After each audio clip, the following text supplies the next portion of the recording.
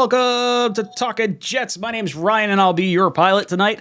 I am joined alongside my co-hosts and my co-pilots. I've got Green Bean to my this way, and I've got O'Leary to my that way. Matt, how you doing tonight? Well, the season's over. We're not allowed to have fun anymore, even at 5-3. So I'm very excited to do that for 2 hours. I recorded Just Jets a little while ago, so I basically just banged my head into my desk for an hour straight. So I'm getting ready to do it for another 2. I can't wait. How you doing tonight? Oh, now I'm in a good mood. Just imagining the idea of O'Leary kind of absorbing and having to deal with the voicemails on Just Jets. That's my tomorrow. So I'm in a good mood now. I'm in a better mood than I was a minute ago, I'll tell you. Boys and girls, if you are just hopping in here, make sure you hit that like button. For every 25 likes we get on this video, we're going to pick a t-shirt qualifier for our t-shirt giveaway at the end of the show. So you want to get into that. And if you're watching this after the fact, leave a comment down below. You'll get entered to win a t-shirt in next week's stream. But we have a lot to go over, so without further ado, let's just jump right into the nitty-gritty. The Jets lose to the division rival New England Patriots 22-17. And woof. Was that rough. I felt like the Jets were the better team that entire game. You know, defense was balling out. 5 field goals. Not to mention, like, the one touchdown they got was on a 4th and 1, so they had to go for it on a 4th down. Otherwise, that would have been 6 field goals. Jets were, like, absolutely balling out as far as the defensive side of the ball goes. Special teams, little to be desired. Zuerlein winds up missing a kick. Man has a weird kickoff and then a not so great punt. But overall, the overarching kind of meat and potatoes of the Patriot game, I think a lot of people are going to be talking about or thinking about, is Zach Wilson, his performance. He has under 50% completion percentage, 355 yards. He had 2 touchdowns and 3 interceptions. So let's go around our panel. Let's talk about the game overall, and then we could touch on some of our thoughts on Zach Wilson. Matt, throw it to you first. Yeah, isn't it painfully ironic that we finally get a multi-touchdown and 300-yard performance from Zach Wilson, and it's his worst game of the year and maybe arguably one of his worst of his career? Like, that's just so unbelievably painful. But yeah, pretty much everywhere outside of the quarterback position, the Jets were pretty good on Sunday. Really the only thing, as you mentioned, special teams was pretty rough. Zuerlein missed a kick. Man had a bad kickoff and 2 punts. But defense was stellar. You really can't ask for too much more. You had a weird penalty that was borderline, but unfortunately in today's NFL, I think they're calling that every single time. And the quarterback just melted down. It happens sometimes with young quarterbacks, and it sucks, but that was pretty much the biggest takeaway for me. Green Bean, what about you? What were your thoughts on the game this past Sunday? Well, you know what? It's funny because I actually agree wholeheartedly with your initial statement, Ryan. Like, there was no point in that game until the end. You know what? Maybe third pick that I didn't think we were going to win that game. Like, we looked like the better team, and it looked like the minute we stopped with the stupid, poorly timed mistakes, I mean, it's like we could have run away with that game. Like, that's really how I see it. And Jets fans are obviously upset, right? And I think maybe even more so because of the team, the lead up, and the fact that we were, in my opinion, the better team. And, look, the fucking John Franklin Myers penalty was a stab in the heart. Going into the half, 17-3 would have been, dude, that could have been the dagger right there. You know what I mean? Just 17-3 and a whole different vibe, But it's just one of those games, man, that is really that much more frustrating because 6-2 right now, and it was so attainable. Like, even in the 4th, it was like, if we could just hit the dump off level stuff, 5 to 10 yards, we could just do that, we can win. Like, that was it. Defense was great. Like you said, special teams, I think this might have been their worst game. And that's saying a lot about how good they are generally. It was just so disheartening, man. to lose this way. And I'm with everybody on the frustration level of it. It's tough. It feels like we're almost back to Rex Ryan years. If you didn't see Pro Football Focus's rankings and Blitz Crew, I do see your super chat. I just want to continue Right. this, and then we'll get over to the super chat. If you saw Pro Football Focus's rankings, the Jets have the number 1 defense in the NFL, which I don't agree with. I don't think we're number 1. We have the number 32 offense, which I disagree. I don't think we are the 32nd defense. I do think we're bad. And then we have the number 2, or tied for number 2 special teams, which I do think is legit. I do think our special teams is really good. And it feels like we're going back to Rex Ryan. And I'm watching like just some stupid mental lapses. We had less than half the penalties we had last week. Last week we had 11 penalties in Denver. We have 4 this week. And the ones that hit us were the ones that hurt the most. CJ Mosley on 3rd and 5 hit Mac Jones. I didn't think it was a penalty. I mean, he did I guess hit the head, but when you dive your head down and you're a runner and you're going for the first down, I'm sorry. You don't want to get hit like that, slide. So that pissed me off. I think that would have been 4th and inches. Now they may have gone for it and it wouldn't have mattered anyway. And then the John Franklin Myers one was really the big one. And you watch it, it's easier to criticize, I think, in slow motion. But he clearly launched his body at Mac Jones well after the ball was there, after it had left. So that, to me, this is now the second time this year, going back to the Bengal game, that John Franklin Myers has a late hit on a quarterback, extends a drive, and it turns into a touchdown. So I shouldn't say a touchdown, because the John Franklin Myers one actually was a 10-point swing, because it took 3 points and gave it to the Patriots, and it took 7 points off the board for the Jets. So combined with that, and he had the late hit on Jalen Hurts in our first preseason game. This guy it seems like there's always some type of mental lapse, and it just pisses me off to the point where I don't want him on the field. As much good as he does, I feel like there's damage that he does to our bottom line, the win-loss record. I feel like he's created more opportunities for losses than he has opportunities for wins based on the depth we have on the defensive line. I think we could move on from him and not worry about it. I don't think we retain him after this year. I do think we wind up moving on from him. Matt, any thoughts on what I just kind of laid out right there? Yeah, I mean, JFM is the penalties are unbelievably frustrating. I don't know if I'm at that point where I think the Jets are going to move on from him. I think they really value him, and I think he is a good player, but those couple mental lapses are extremely frustrating. It kind of reminds me of the frustrations with Corey Davis, because Zach Wilson obviously loves Corey Davis and he's come up with some big plays, but he's also had some very timely drops and some head scratchers. So it's a tough decision. I see where you're coming from. I hear you. It's unbelievably frustrating, but I don't know if I'm at that point yet. Real quick, I goofed. The Jalen Hurts hit was Quincy Williams, not John Franklin Myers. Quincy Williams, not John Franklin. Yeah, Green Bean, your thoughts on JFM? Yeah, I didn't want to correct you. You know what I mean? I feel sad if I have to do that. It's all right. But I was going to nonetheless. It's a good thing. We know what you mean. But I mean, look, here's the thing. I don't think I'm at the point of, bench him for good or, trade him, whatever it is. I'm not there. But where I definitely am is that there has to be something. So let's say, for example, he sits the entire third quarter to think about it, and you're on thin ice. We've had it with you. This is now 2. It doesn't matter that it was soft. It was lame, dude. It was such a fucking bullshit penalty. But that's the NFL. We know they're going to call it, and they happen to be super crazy sensitive to it right now. We know it. And he's already gotten called for that. So it's just in my opinion, I think Saleh should have made a really big deal out of it, because it crushed. You hear it. It's a 10-point swing. That's what it was. And again, going into the half at 17-3 with our offense drove down, beautiful drive and touchdown. You know what I mean? It was there was a lot going right for us. Even though our defense did struggle, it wasn't like they were lights out. They struggled, but they were good. They clamped down when you needed them to and all. So in my opinion, there just needed to be something. You know what I mean? A benching, a sit the hell down kind of a thing. This is unacceptable. And I don't know, man. It's really bothersome.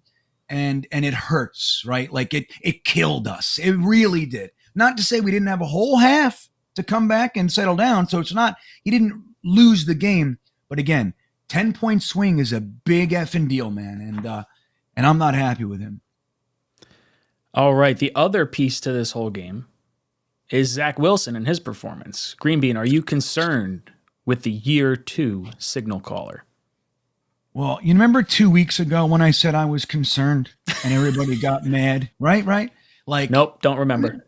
It's just funny, you know. Like concern doesn't mean that you're out, right? It just means like, hey, it's like I'm concerned, you know, like concerned enough to like, you know, maybe like if they were concerned, it's like to put extra focus on this, something's up, right? Now, I obviously, if I was concerned 2 weeks ago, I'm more concerned now, and I am, and it's, you know, I think the whole Zach Wilson thing, like there's got to be something that they can do to fix it. Now he is getting pressured, right? Not every play, but there's enough where he's getting pressured and he has to do the heroics, the acrobatics. But even with that, he's setting his feet. You know, he has that time to set his feet and still throw a pick in a couple instances. I just think there were numerous times where the guys were open right in front of him. I saw a couple dump offs. He missed the dump off to Michael Carter. He missed Elijah Moore. Both, I think, went into the feet. So, like, there's something there. He had some beautiful plays, but there's something consistent. This is one of the concerns we had last year. Like, why can't he hit the dump off? Why can't he hit the 8-yard cross? Why can't he hit those? And it's alarming, man. It really is, because I thought the team played well enough to beat them and beat them heartily. Like if Zach was just efficient, it would have been great. Now, like Matt said, 355, 2 interceptions. I mean, 2 touchdowns. This is his best damn game of his career. But he lost us the game, in my opinion. So it's troubling. Now, they're going to give him the whole year, and I think rightfully so. But I'll tell you what, and being honest, in that game in the fourth quarter, I thought maybe he should sit for a quarter. You know, he's erratic. He's all over the place. Mike White can hit the dump offs, and I thought the game was that attainable. So, but generally speaking, I'm not a fan of benching him and just give him the year. It is what it is. But I'm definitely concerned, man, for sure. Yeah, it's one of those weird sorts of situations where it's like, okay, we're in a playoff hunt. We really are. Now, obviously, if we had won that game, I think it goes a lot further. I think there's opportunities for maybe trades that would have happened had we beat New England. Now you're in this weird flux of, okay, we do want to keep winning, of course, but is it almost better to see Zach Wilson throw the rock 40 times a game and just get everything out of it? Just throw anything at the wall. Get this guy as much looks as possible. Matt, how are you feeling about Zach Wilson? Should fans be concerned? Do you think maybe throwing it more might be the answer with him? I don't think throwing it more is the answer, but I also don't think, like, I want there to be some sort of middle ground. I don't want him throwing 40 plus times, but I also don't want it to be a time where he's throwing it 18 or 21 times regularly. I think somewhere between 25 and 35 is the sweet spot. I think that's a good spot for him. It's obviously that performance is very concerning. Like Green Bean said, there are 9 more games this year, and the Jets coaching staff and Joe Douglas believe that they have someone who is going to get better. I do agree with that, but the drifting back and creating more pressure on yourself, the throwing off your back foot and not throwing a ball 30 yards out of bounds and instead throwing an interception because you couldn't get it away that's just embarrassing. There's no other way to put it. It was really, really bad and ruined what was really a nice almost half of football. The first quarter and a half of the game, he looked really good. The touchdown throw to Conklin, the first one, was really nice ball. And then the deep play to Garrett Wilson. Those were 2 really nice throws in the first, 20, 25 minutes of game time. And then it all spiraled out of control after that. Green Bean, what about you? You want to see Zach Wilson throw the ball more? Like, are you kind of on the win at all costs, or is it like we need to know what's going on with Zach Wilson, or is it somewhere, in the middle? Absolutely not. I think it's insane that we, in a game, again, that was so reachable to win, I think picking and on top of that, even like Bart Scott was talking about before the game, this is personal. It's time to step on their throat. It's time to let them know. In a game like that, I think it's an interesting choice for that to be the game that you decide out of this. You're going to throw the ball more than any other game. You're going to throw the ball 42 times. Now, he was only 41 attempts because one he ended up running on, but they called a pass play 42 times in that game. He was sacked twice. Right. Well, yeah. Well, and conversely, right? So there's that. So 43 times. Conversely, we ran the ball 14 in a game when the rushing, it was working. Michael Carter, James Robinson, they were getting, 4 yards, 5 yards, not on every play, but it was working. And I just think it's bad form, man. And then when he's clearly not settled, there was plenty of time, 13, 14 minutes left in the game, and we abandoned it and we decide to put it in his hands. I don't know what that is. And that's where I go from Zach to the offensive coordinator, Mike LaFleur, even Saleh saying, hey, you sure today's the day, Mike? You sure today's the day that we got to make this point?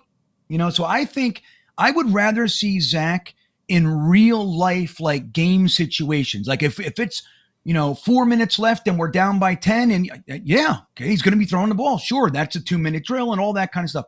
But in a real game where we're down, I don't know, at any given time, 3 points, 6 points, why aren't we settled down and just putting Zach in a situation where his running game is helping him and he's not asked to win the game on his shoulders? I would much rather see a more balanced approach. I'd like to see the rushes at least 22 to 25 times a game. I don't like this 14 rushes shit. And it's too much. We've seen it too much and I do not get it. So that's where I have a problem. It's off Zach on that. He was doing whatever the hell he was doing. I have my issues. But why? Where's the correction? Where's the thought? And again, I don't know why we abandoned the running game. I think it was foolish. And it's not like, just to hop in a second quick, and it's not like early on in the year with Flacco where they were playing down and they had to throw to get back into the game. They were leading or within a score pretty much the entire way. So 15 runs is unacceptable. Yeah, it's ridiculous. I mean, you just got the new running back in there. I know you weren't going to give him a crazy lion's share of carries because he only got in there a week ago, but this New England team gave up 250 yards on the ground on a short week. The fact we didn't take advantage of that is infuriating to me. So, interesting stuff. Guys, if you're just hopping in, hit that like button. For every 25 likes we get, we're going to pick a t-shirt qualifier for our t-shirt giveaway at the end of this stream. And if you're watching it after the fact, drop a comment down below. Be entered into next week's t-shirt giveaway. Blitz Crew says, while like most, tired of making excuses for our quarterback, but he was running for his life most of the time and missed so many tackles. Happy about the trade. Gives more time for Huff, Johnson, and Clemens. So he's talking about the trade of Jacob Martin. We'll get into that in just a little bit. But yeah, I think a lot of us are tired of making excuses for Zach Wilson. We wanted to see, the big explosive game. Oh, we got 355 yards. 100 of it is probably in garbage time. Really, after that second interception, everything else was kind of, it was, we were kind of going through the motions. For me, when I'm looking at the 3 interceptions in particular from Zach Wilson, the first 2, for me, were good decisions that were bad throws. So, good decision to throw it into the flat. Now, he could have gone to Barrios a little bit further out to the right-hand side. That would have probably been a little bit better. But throwing it to Ty Johnson in the middle of the field, totally fine. Threw it off his back foot. Bad decision. Bad throw. Second interception, the one where McCourty dove and, was kind of almost out of bounds, but not quite. That one, good decision, throw it away. Got to make sure you get it thrown away. That's the issue. Bad throw. So, good decision, bad throw. It's sort of like that weird, don't love it, can't have it happen. And the third one, I feel like, is hero ball. I don't want to see it. I don't know how much of an impact it had on the game. I mean, I don't know, any comeback you would have had really needed to happen on that drive. And it was a heave, threw it into 3 or 4 people. Really wasn't good. Matt, your thoughts on all this stuff? Yeah, I mean, the interceptions were just dumb. There's really no way around it. He has to be better. I don't know. I think the bye week's coming up at a good time. Obviously, playing Buffalo right now is extremely tough. I don't know how the offense rebounds against that defense, but I think the bye week coming with his struggles right now is going to be good. I think he needs that little bit of a reset. But and then for the second part of this, I do like that trade a lot because Bryce Huff, anytime he gets on the field, just makes plays. And Jermaine Johnson will be back soon, and I think him getting on the field more is always a plus. So I was a fan of the move today from Douglas. King Choice comes in and says, Zach Wilson is busy trying to intimidate Aaron Rodgers with that flick of the wrist throw style instead of just getting the ball to the wide receiver, passing it normal. He wants Aaron Rodgers comparisons on ESPN at the expense of the team. So is he being selfish? I have heard this take before. It's an interesting one. I think some of it is not trusting your offensive line, and him bailing early is feeling pressure, seeing ghosts, if you will. Where he might feel like there's pressure even when there's not, just because he's been kind of, hit so much throughout the course of the beginning part of this season. I would like to see the offensive coordinator, Mike LaFleur, kind of help him out, throw some screens, throw some quick slants, do something that sort of keeps the offensive line in check and gives some protection to Zach Wilson. Like we've sort of been harping on these 5 and 7 step drops when you don't have the time to really protect it. Shorten the field. Let's see a bootleg. I'd love to see some RPO action. Now, I think they're probably doing that because they're afraid he might be quote unquote soft. You don't want to, have him exposed to more hits. So maybe there's some thought to that. Green Bean, your thoughts on Zach Wilson trying to intimidate Aaron Rodgers and being more of a comparisons on ESPN as opposed to winning with the team. Now, so they're insinuating like the Aaron Rodgers attitude. That's what we're getting. No. I think it's the throw style of Aaron Rodgers, the whip of the wrist. I think it's Zach trying to be that all-star. You could pull out Aaron Rodgers' name, swap in Mahomes, swap in whatever athletic quarterback there is where they're running around. Same idea. I think what they're trying to get at is that he's more in it for the flash than the boring stuff. Like we heard Robert Saleh say, sometimes the boring stuff's good. Like it's okay. So like something along those lines. Well, you know what? It's somebody, I forget where it came from today, but somebody was talking about that it's like a cockiness, like it's an over, he's like kind of a ego kind of a thing that has a major factor in this. Now, I don't know if that's the case. I really don't. One thing I can say is the idea that Zach Wilson can be compared to any successful quarterback in the NFL is shit that I hate. Sam Darnold was Joe Montana. I hate it. That kind of stuff really gets under my skin because I would just rather see my guy be an average quarterback and not be so erratic. You know what I mean? Can we just let him actually get a successful season before we do any of that shit? Now, all that said, I think like you were talking about with the offensive coordinator, one of the things that rubs me with LaFleur is that he doesn't seem to account for what's happening in front of him. Like, for example, when there's, let's say a starting cornerback goes down, he won't, and like a rookie comes in, he won't adjust and feast on that. He doesn't do that. He just stays with his plan. And a lot of that, in my opinion, does not account for what's going on with our offensive line and what may be happening with Zach within the game. Like you mentioned, 5 and 7 step drops, these long developing plays, which quite frankly add to the madness that Zach has to, avoid 3 guys because they have the time to get there, where if he just pop back and boom, which we see a little bit, but nowhere near enough, I think that would go a long way toward cooling the defense off. Number one, making them think a little bit more. But number 2, it helps Zach get into a rhythm. And we've been saying this for a long time. It really does bother me. I have lots of griping for Zach, lots, but I think a lot of it really does fall on Mike LaFleur too, and again, like comparisons. It's like, remember Mike LaFleur, a couple of games, people are literally talking about him getting poached for head coach. I think it was the second win. Carolina, yeah. Right? And it's like, can we please, how come it has to do that? Just like we're talking about last week, I was literally fending people off that were talking about going undefeated the rest of the year and maybe losing to Buffalo once and going to the Super Bowl.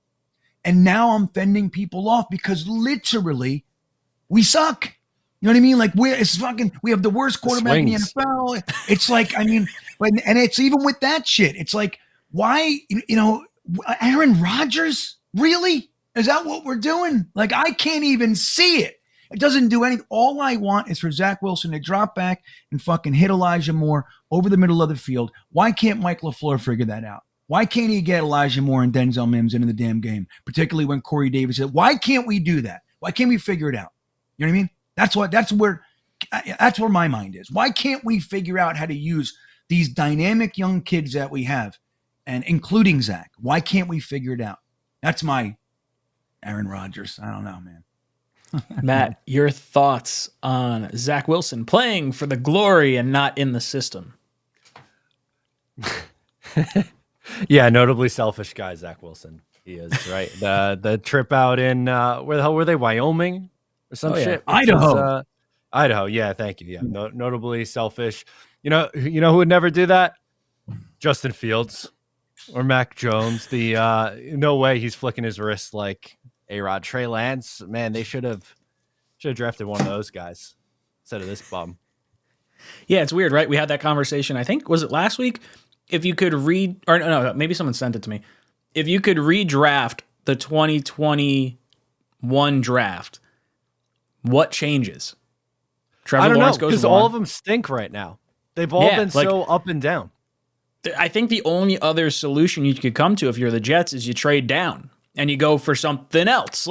Like, I don't know. Like, there's the right move was to take a quarterback, and of the quarterbacks, I'm kind of happy we got Zach.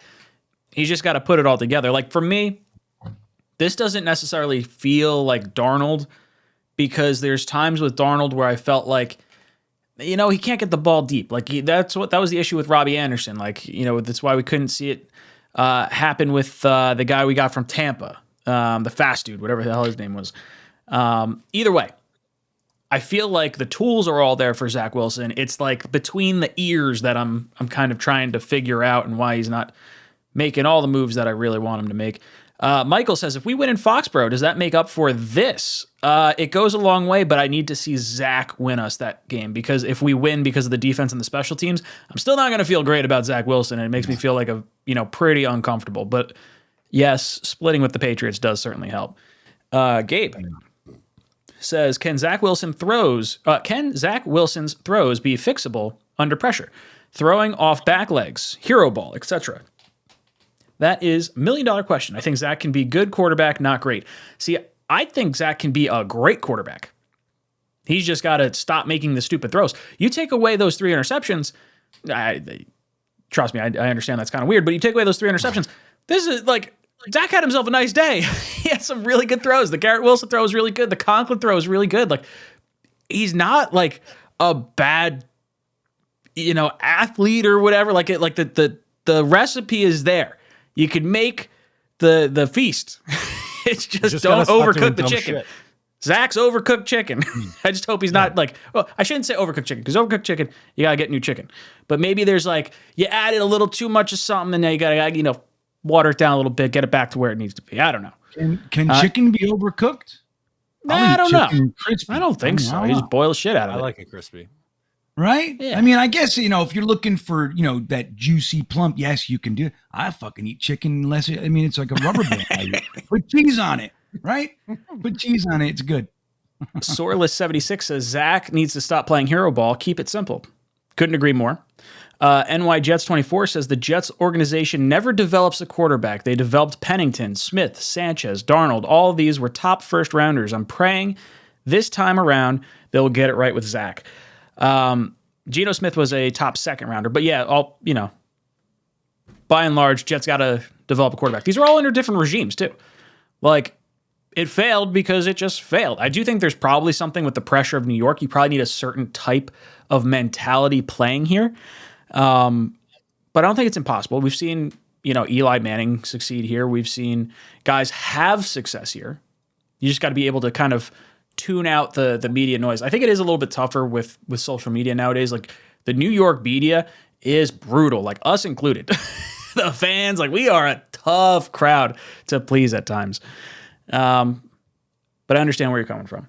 Chris Mazer says, hot take, Jets are a different breed right now. I think that the team rallies and gives Buffalo a hard time, even if we lose. Zach takes a step forward. Zach knows it's him, and I think we see a big step. I don't want to be optimistic because I want to be a little more surprised, but I do think the Jets match up really well against Buffalo. Like, if you can get to Josh Allen with your front four, and you could force him to kind of win the game throwing it, you're not getting beat over the top. Like, I feel like when you get beat over the top and your safeties really start getting hammered, that's where it really starts coming undone. I'm excited to see Sauce versus Diggs. I think our defense does match up well. Allen's just such a game breaker. Then on the other side, I don't think we match up well at all. I think their defense is super stout. And we might need Zach to kind of win us this game if it were to happen. Like, I think Zach's going to have himself a day for us to stay competitive with Buffalo. Matt, your thoughts on the Buffalo game? Nervous, because for most of the reasons you kind of just laid out there. One, I think they're extremely well coached. So they're always going to be very difficult. But the Jets have always kind of played them tough, but this just can't be a game where Zach Wilson has another multi-turnover game like we just saw going into the bye, because then that is just going to be 2 weeks of hell. So I'd like to see him get back on track. But yeah, defensively, look, I mean, they're an extremely potent offense, but I think this Jets defense, the way they're playing, can hang with just about anybody. So I'm kind of excited for them to see their test, but I am nervous about the offense. I can't lie. Yeah, I want to see if I can find the stat. I don't know if I have it on me right now, but it's something like 46% of all Zach's interceptions came in 2.25 games against the Patriots. I mean, you think about all the interceptions he has, and you remove just the Patriot games. So you're saying he's played 18 games, removed 2 games. And what's his 16-game season like actually look like? It's actually pretty decent. Like, it's not too bad turnover-wise. It's just Bill Belichick and the Patriots know how to get to him. So maybe we're a little more doom and gloom because of that. I am excited to see him go up against Buffalo. We got to see Mike White go against him last year. And then I think, was Buffalo resting starters against us was it the final week of the season we played them last year? Yeah, 2019 they were resting starters. Last year, no. I don't. No, but last year we played them at the end of the season too. We didn't have anyone left. Like all our players were hurt. Yeah, they got the Jets 6 felt sacks. like. Yeah, I was gonna say, it felt like the Jets were resting starters. I think Wilson was hit like on like 17 dropbacks or something stupid. Crazy. Green Bean, your thoughts on the Buffalo game? I think one of the things that I try to always keep in mind is that they're all still football players. They're all still men.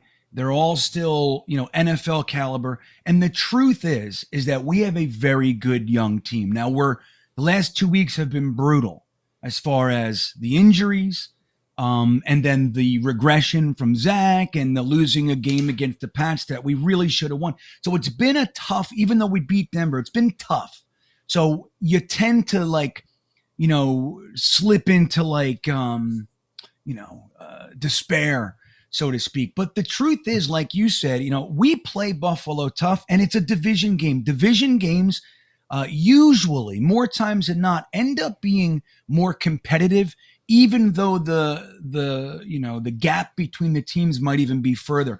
That all said, I think where it's difficult is their defensive line versus our really patchwork offensive line. I think that they have the opportunity to really mess us up.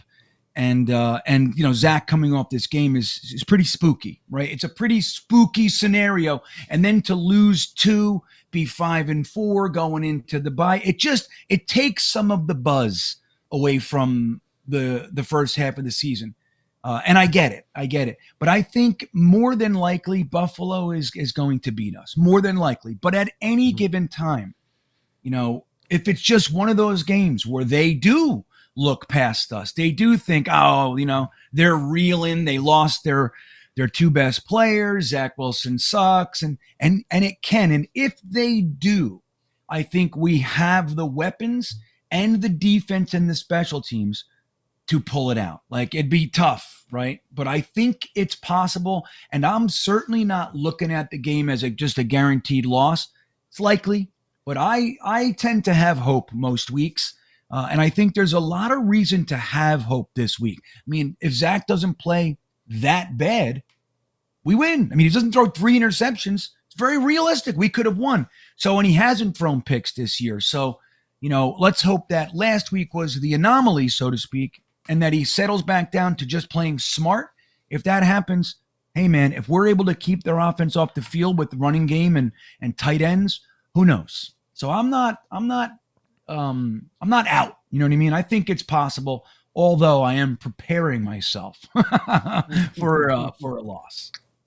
Sky C says, I have a love-hate relationship with Zach Wilson. He's brilliant, and Matt, I need you for this word. What does that say? He's brilliant and beguilingly? Sure, we'll call that. I don't know if that's in some games. That sounds like a fancy word that I should know. Seems our patience is thin at quarterback post Darnold. What would happen post season if Zach Wilson doesn't work? For me, my patience has worn thin on rookie quarterbacks. So, for me, the option is Zach is the guy, or we're rolling with Zach and maybe some competition next year, or you just pull the plug entirely and just swing for the fences, because this team is a year ahead of schedule. I don't think we have the luxury of allowing a rookie quarterback to go through 2 more years of rookie growing pains. I'm going for a veteran, and I said this on yesterday's show, and some people are like absolutely going to hate this, but I think you have to consider some realistic options for next year. What can you win with? What caliber quarterback can you win with? Can you win with a top 15 quarterback? If you have the number 1 defense and you have a stout running game, does Derek Carr or Ryan Tannehill, are these names that you could get for not a whole lot this offseason? Then there's some bigger fish. Are you trading for an Aaron Rodgers swap of, Zach Wilson and Aaron Rodgers with the LaFleur brothers? Maybe that's a realistic situation that could happen. And then, not that anyone wants to talk about it or that I think it would be a good idea at all, Tom Brady's going to be a free agent. How would you guys feel if freaking Tom Brady was like, no. You know what? I got my divorce. I'm pissed off. I'm going to play one more season against goddamn Bill Belichick. That Jet team is loaded. Nothing would piss Bill off more than the Jets winning the division and winning a Super Bowl, and I beat him twice. Dude, think about it. I think I threw up in my mouth a little bit. Yeah, I know. There was a meme a while back, but it was pretty funny, but it was true.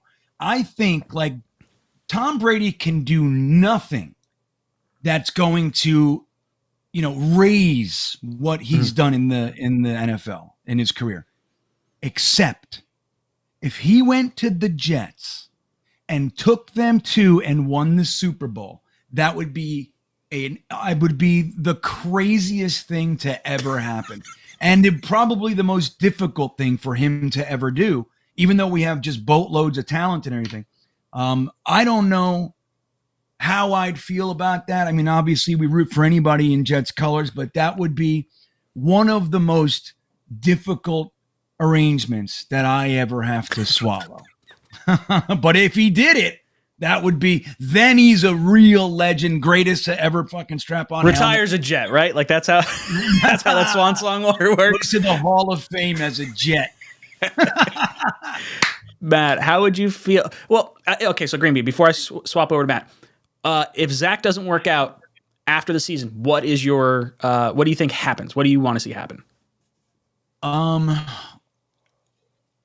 Obviously we don't want that, right? But if it happens, I think I would probably agree with you if there's a realistic option out, like a Garoppolo, something like if Zach does not work out and it, I probably would be a fan of a veteran that can, like you said, middle of the pack, top 15, can win you games, not lose them. And then I'd probably use a third or something like that on a young guy and start developing. Because let's be real. Mm-hmm.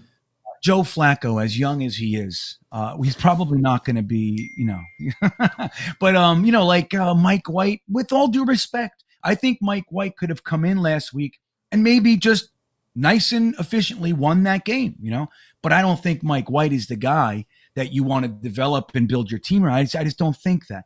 So I think like if we just cleaned, the cupboard, so to speak, brought in, and just as an example, a Garoppolo, and then used a third on a good young quarterback that needs some time, I think that's about as good of a plan with a team that's kind of, 80%, 75% built. I think that would be a real smart way to go about it. Another rookie, I don't know, man. Matt, what about you? What do you want to do if Zach doesn't work out after the season? I hate that this is a topic about a 5-3 football team. That's like it's so I'm annoyed because it's because we're so good and the quarterback has kind of been the Achilles heel right now. Nah, that's bullshit. Because we've all done this for 3 years or more, and every single year we're doing mock drafts in October and November, and now there's a team right now that's halfway through the season, and if the season ended today is the 5 seed, and we're still talking about offseason stuff. We're sick in the head. That's the issue. Yeah, we are. Matt's right. Matt's right, everybody. I want you to know that. I'm sorry, Sky C. Matt's right. Nice sidestep, Matt. Don't have to put your name to anything. I love it. I'm with Matt, though. I take away It's because he's not going to fail. He's too big to fail. I agree with Matt. That's where I am. Matt too. I stand where Matt stands. Blitzcrew comes in and says, Mims looks like he's doing better at Moore's role. When Davis is back, inactivate Moore. Zach looks better in hurry up. Seems like a short count and less time in his head is a great thing. So I think Mims is playing because of Corey Davis. So when Corey Davis comes back, Mims doesn't see the field. I think he just backs up Corey Davis at this point. Elijah Moore is interesting. Like, do you decide we're done? Like the post-game comments from him, I don't have any chemistry with Zach Wilson. It's like, okay, stupid. They're fishing for it. He took the bait knowing exactly what it was going to sound like. I don't get the ball. Like, how can I have chemistry? And then like, oh, do you still want to be here? Oh, well, this, that, and the other thing. I'm still here. I'm here for my teammates. Yeah. We know you don't want to be here. Whatever. So for me, when Davis comes back, Mims goes to the bench. Moore still kind of does what he's been doing right now, seeing 10 snaps a game, maybe, if that. I'd like to see them get him more involved, though. Matt, your thoughts on Zach and the hurry up? It seems like maybe a little less time diagnosing defenses and maybe more reacting to stuff might be a better route. How you feel? That kind of makes sense, right? Because you can see why a young player might overthink things and try to do too much, which that's kind of exactly what happened this past week. But some hurry up. And I mean, something we've talked about ad nauseum here is some 2 to 3 step drops, some screens, some quick slants. But for whatever reason, they're dropping him back 5-7 step drops, and it's just taking forever to develop. And then he's, falling, ditching the pocket too early, not stepping up. Can he run too? Like on that 4th down play where he overthrew Tyler Conklin, he could have took off and ran for, if not a touchdown, definitely a first down. Yeah, 30 yards. Right. It feels like there's a directive, or maybe that he's nervous. Like maybe he doesn't trust his injury 100%. Like maybe it's a mental thing. But it feels like he's been told to be protective of himself and of the football. Like he is the rest of this team's season. We got to know what we have in him. Greenbean, your thoughts on playing a little more hurry up? Yeah, well, just real quick on what you just said. I don't think it's a direct, I mean, maybe to some degree, but I think if you look at the way Zach is, his tentative nature of letting go of the ball, you know what I mean? I think overall, one of the issues I think he's playing scared. That's what it looks like to me. He's more willing to run around and buy some more time until somebody really gets open, as opposed to just throwing it, when he's NFL open, like he has a step. You know what I mean? Like Garrett Wilson has a step. He doesn't let that go. He holds it. And you see it all the time when there's guys right in front of him, wide open. I mean, at wide, they got a step. And you got to hit them. And I think he's not confident enough in his ability to hit it, man. Like, I think he's shaken. So that's where I think more of the hesitance to run is. I think he's afraid.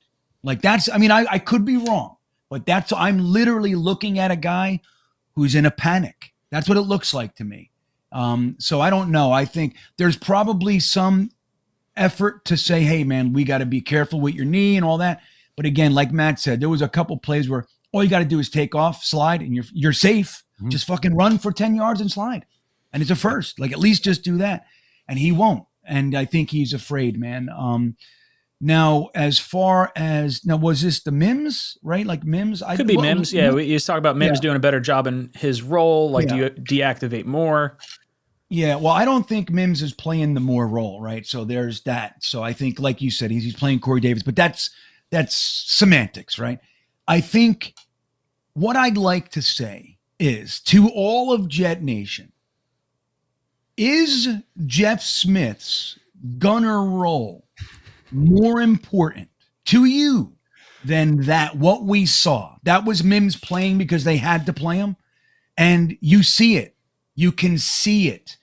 Is Jeff, who's not even that great at gunner, by the way, he's fine, but I don't remember Jeff Smith making any crazy plays or anything. It's usually Hardy, right?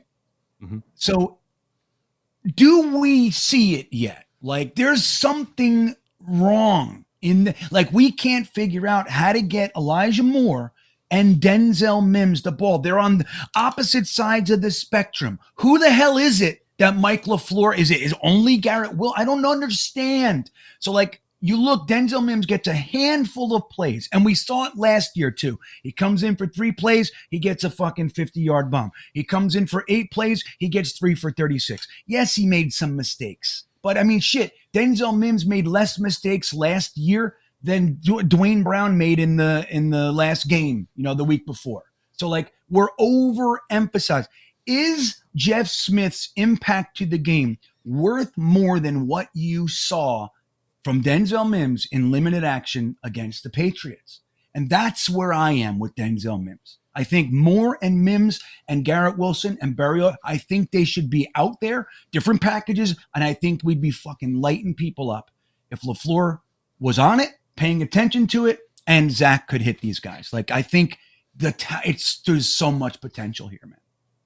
Brian. Yeah, the Mims stuff is interesting, right? Like, I don't know. I love the talent Mims has, but ultimately, I don't want Jeff Smith or Denzel Mims to really see the field. Like, I'd like to see Elijah Moore get on the field more. I'd like to see, obviously if Corey Davis is healthy, him out there, and Garrett Wilson. But, like, if I'd rather see Berrios, Elijah Moore, and Garrett Wilson before I see Moore or Smith, honestly.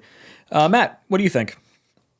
Yeah, I loved what we saw from Denzel. And for me, it's always been him getting out of his own head. I think when he does that, he can be a really good player. But I think sometimes he's just in his own head, and there's too many times where there's the mental mistakes, whether it be a drop or a penalty or not getting lined up right. Like, it's just little things. But if he can correct that, we saw he has a very good catch radius. He was out of bounds, but we saw him go up and catch that ball early in the game.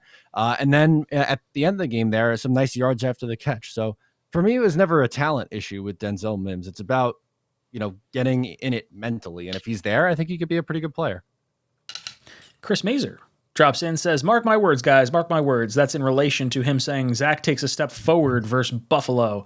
J-Boy says, JD said the stars on the defensive line will be out there more. They should absolutely be out there more. Now that Jacob Martin is no longer clogging it up a little bit, they can have them out there a little bit more. Scuttlebutt says, look at Eli's QBR through year 4. Awful. Give Zach Wilson 3 years. The issue with the Eli Manning and the Zach Wilson situation is the money. It's the amount of money, because Eli was signed prior to the rookie contract. So he was on a massive deal. So they just kind of had to let him see what he was going to be. If Eli had what his career started out as now with the rookie pay scale, where you have to win with guys on cheap contracts, I'm not sure Eli makes it through year 4. So I do want to see Zach Wilson through 3 years, but I want him to make me feel confident going into next year. I don't want to be questioning this all offseason. I think that's probably where Green Bean and Matt are on this as well. Wild Wave says, so happy that Elijah Moore is still on our team as our prisoner. Yeah, there's a little bit of that with me as well. Like, I didn't want to give up Elijah Moore. I do think that the trade with Kadarius Toney, a 3rd-round pick and a 5th-round pick, I think that was squarely on the table for the Jets if they wanted to trade Elijah Moore to Kansas City. I think Joe Douglas decided, hey, a 3rd and a 5th, It's not the value. Like, he's better on our team for the next 2.5 years at his cheap contract than maybe a 3rd and a 5th round pick. I think we can make it work with Elijah Moore. And I do think Green Bay probably contacted us. You got to think LaFleur brothers would have been talking a little bit like, hey, does it make sense to move Elijah Moore or Denzel Mims? And the Jets decided we're going to kind of sit pat here. Matt, you happy that Elijah Moore's still on the team? In a way, yes. I didn't want to give up on him. I do think some of his comments have been a little concerning, but I don't want him to kind of just hang around and do nothing. Like, I think playing him 10 snaps like he played last week, I don't see what the benefit of that is. Like, if you want to have him, then great. I think you have to get to a spot where you're trying to, utilize him in the offense. Like we said, putting him in the slot, is that really too much to ask for, to get him in the slot, get some quick things in, the ball in his hands so he can do things after the catch, which is what makes him so special. I don't know. I hope that they start utilizing him a little bit more, and hopefully his attitude changes too, because that, I think, needs an adjustment. So once we get through some of these super chats, we'll circle back around to the trade deadline and the Elijah Moore stuff. NY Jets 24, thank you for the super chat. Greenman, you had a comment as well about the Elijah Moore? No, I'm just going to tell you, I'll be back in 30 seconds. I'm sorry. Okay. I'll be right back. Fire away. NorCal, thank you so much for the super chat, brother. Chris Mazer comes back in and says, also, interception at half made it 10-6 at half. The penalty doesn't happen if it's a 17-3 game. Different game, just throwing that out there. The interception at half was before the penalty. So if Zach doesn't throw the interception, you continue to drive down the field. I think that's what he's saying. Is that right? Do I have my timing right on that? No, I think the interception happened after that, I thought. I don't think it did, because they had, like, when we returned that interception for a touchdown, there was almost no time left. And I think they got the ball because we got the interception just prior to it. Chat, let us know if that's pull it up. Right, because pull up the box score in a second. Yeah, I'm misremembering. I remembered it the other way, but it's entirely possible. Okay, let's do this. It was definitely interception the first came half, first, is what G said. What was that?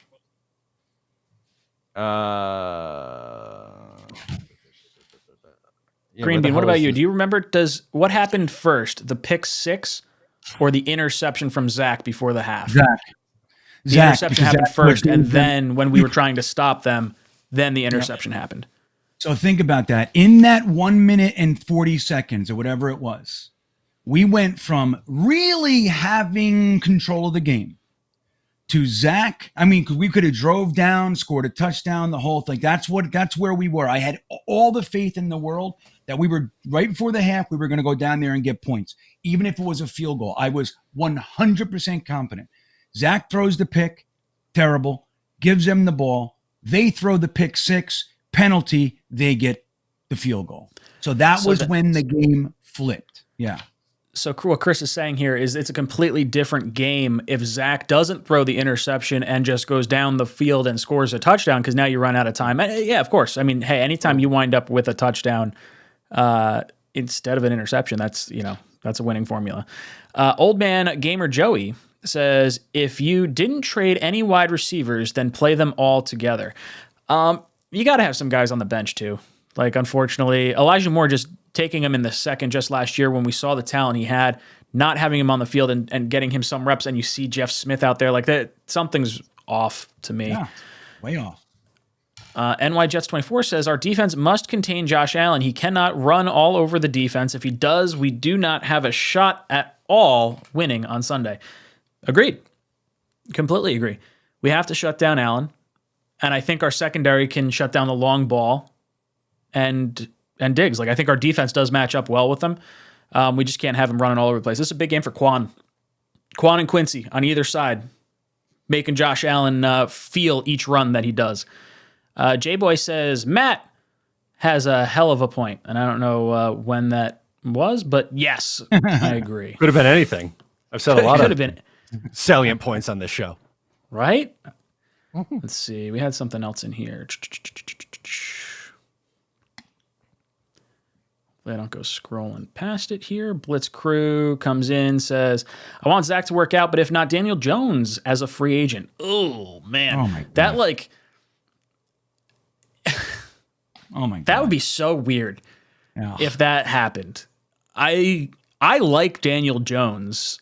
I think he's Josh Allen light, but he just can't hold on to the ball. So, like, if he's going to keep turning over the ball, it's going to be the same thing as Zach Wilson. Like, I don't know if I want it. That'd be a hell of a quarterback competition between the two of them, though. I really think the Giants are going to have to retain Jones. I don't think he hits free agency. I just don't know what they're going to have to pay him. They're in a weird spot, the Giants. Green Bean, you want to see Daniel Jones possibly? Well, so is Barkley. Like, do you allow Barkley to walk then? I feel like I would tag Barkley and try to work out a Band-Aid contract for Jones. Like, I feel like Jones is going to understand his best shot to compete is with Daboll in New York in the system he knows.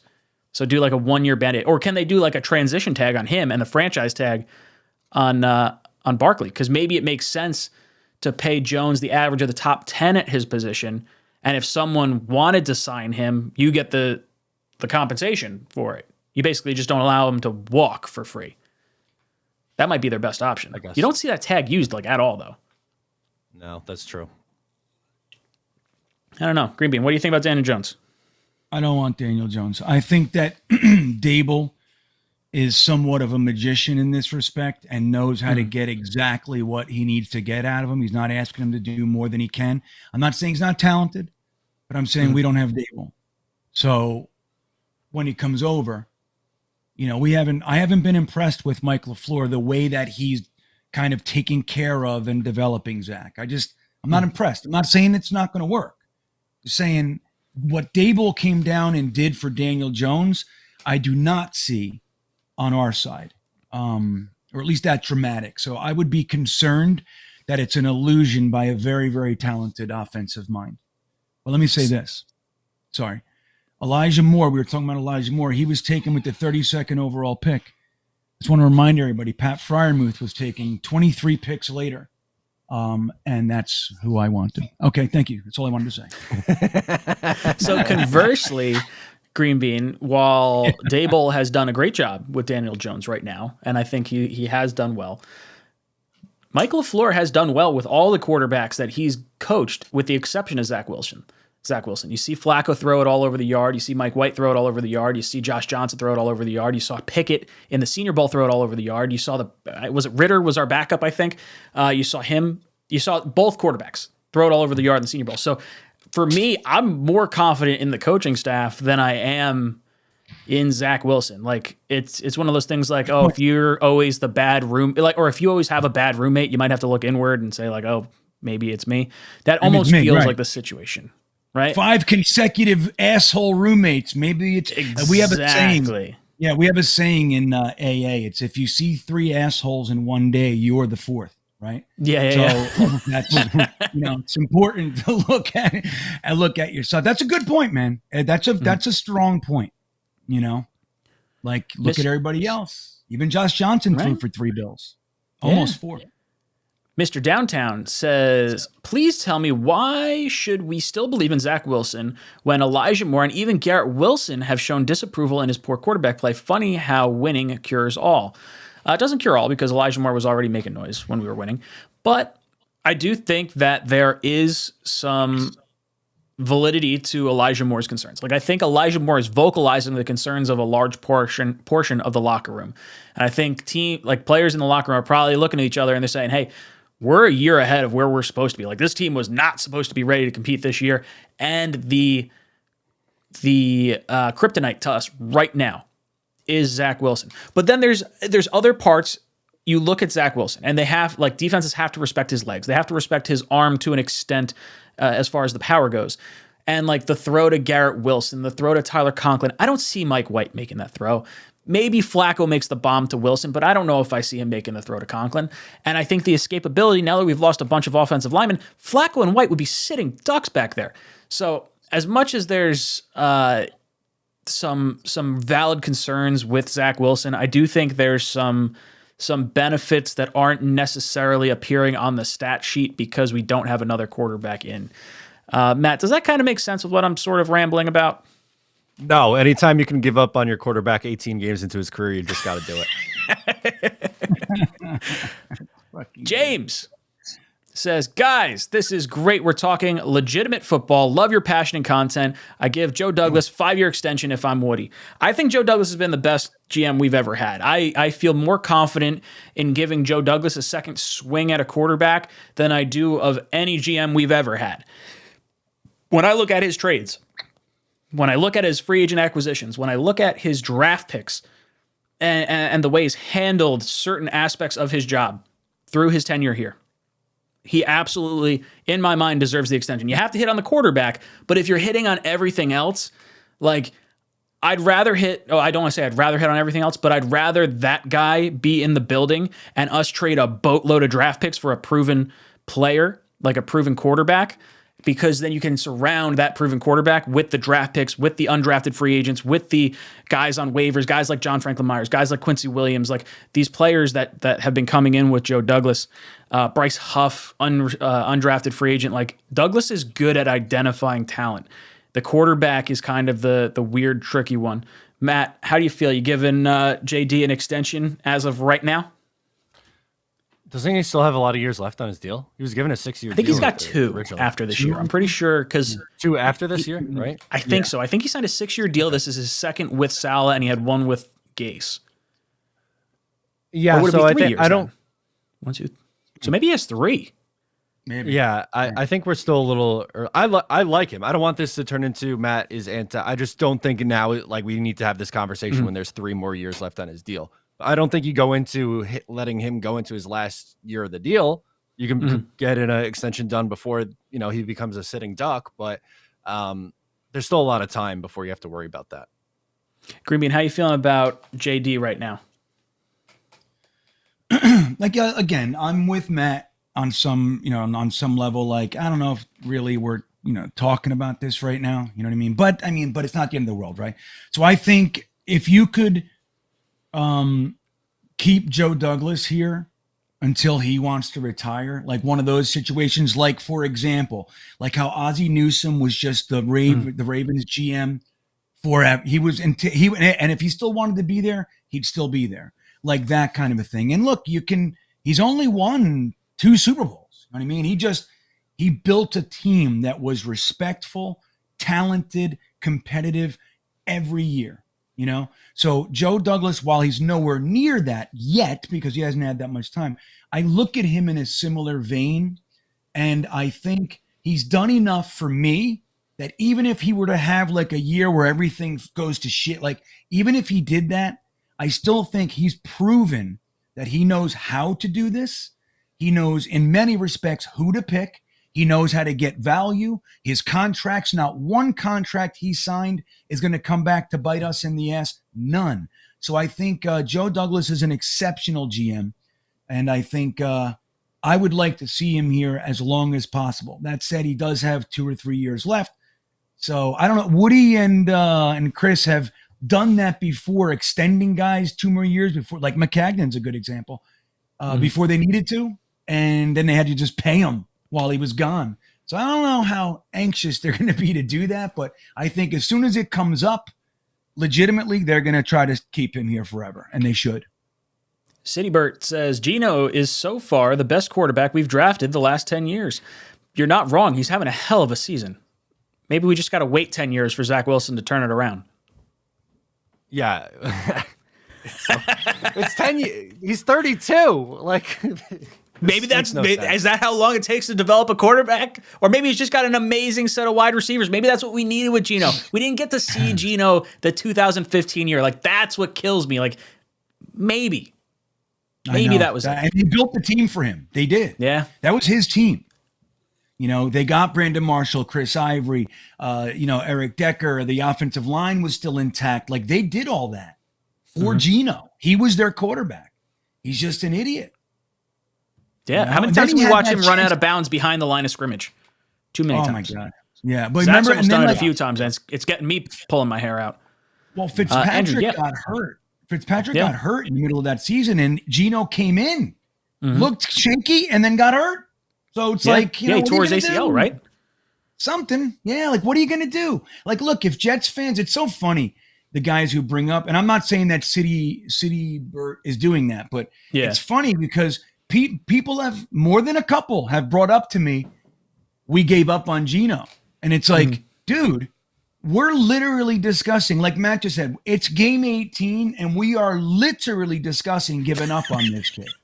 And you're telling me you were going to wait 9 more years for Geno? Like, who the fuck are you?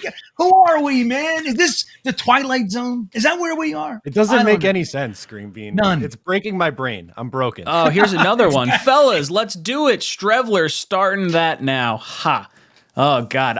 When they brought up Strevler, I thought for sure, I was like, they're going to allow Strevler to run the ball the way Fields ran the ball, and they're going to let him take the shots. And, like, that's a great decision. Smart move. Catch Belichick off guard the day before, and then he's inactive. Like, I know. It made no sense. I mean, the only thing I can think of is that they had a sneaking suspicion somebody was going to grab him or something like that. Yeah. I don't know. What is it, Matt? What were they doing there? I don't know. What is that? I don't know. It doesn't make. I wish I had a good answer for you. I don't know. Some kind of tomfoolery, I suppose. Tomfoolery. That's so great. Anthony says, "What up, guys? Loving the content. Time to see what this team is made of this week." Yeah, this is a big game for the Jets. Bounce back game. How does the defense respond to a vicious offensive opponent in the Buffalo Bills? We're gonna find out what we're made of. This to me is the Jets. I don't want to say real first test, but this is by far the best team we're seeing across the board. Like, if you want to talk about the quarterback quality we have faced so far, Lamar Jackson, top 5, top 10 quarterback, but we played him in the rain, so we didn't really get him at full strength. Then you have Brissett, and then you have Burrow. Burrow did have a good game against us. Then you have Trubisky and Pickett, and then it's the third string quarterback for the Dolphins and the backup for the Broncos, and Aaron Rodgers on a short week coming from London, bum thumb. Like Allen is at the top of his game right now, and we're gonna find out what this Jets defense is built for, because I do think this defense is built for going up against the Bills. Bill Parcells always said it: you got to get out of your division first, win games in your division. Buffalo is who we got to beat. We don't got to worry about the rest of the AFC. Buffalo is the team we got to take care of. So yeah, big week for this team. Matt, any thoughts? Amen. I hope to see this pass rush get after him, because man, did they look good against New England this past week. They were getting pretty nasty. 6 sacks. They're all over. And you Quinnen, just good. Carl Lawson, good. Sorry, go ahead. Yep. No, I cut you off. So please go ahead. No, it's just with that defensive line playing the way that they are right now, they could go up against just about anybody. It's really going to be up to the offense, I think. Yeah. And it's like, you look, I mean, this is what I'm saying about like how attainable the game was. Like, you look at all the pressure we had and the really stout cornerback play, and you look at what Mac Jones did. He threw $190 or whatever it was.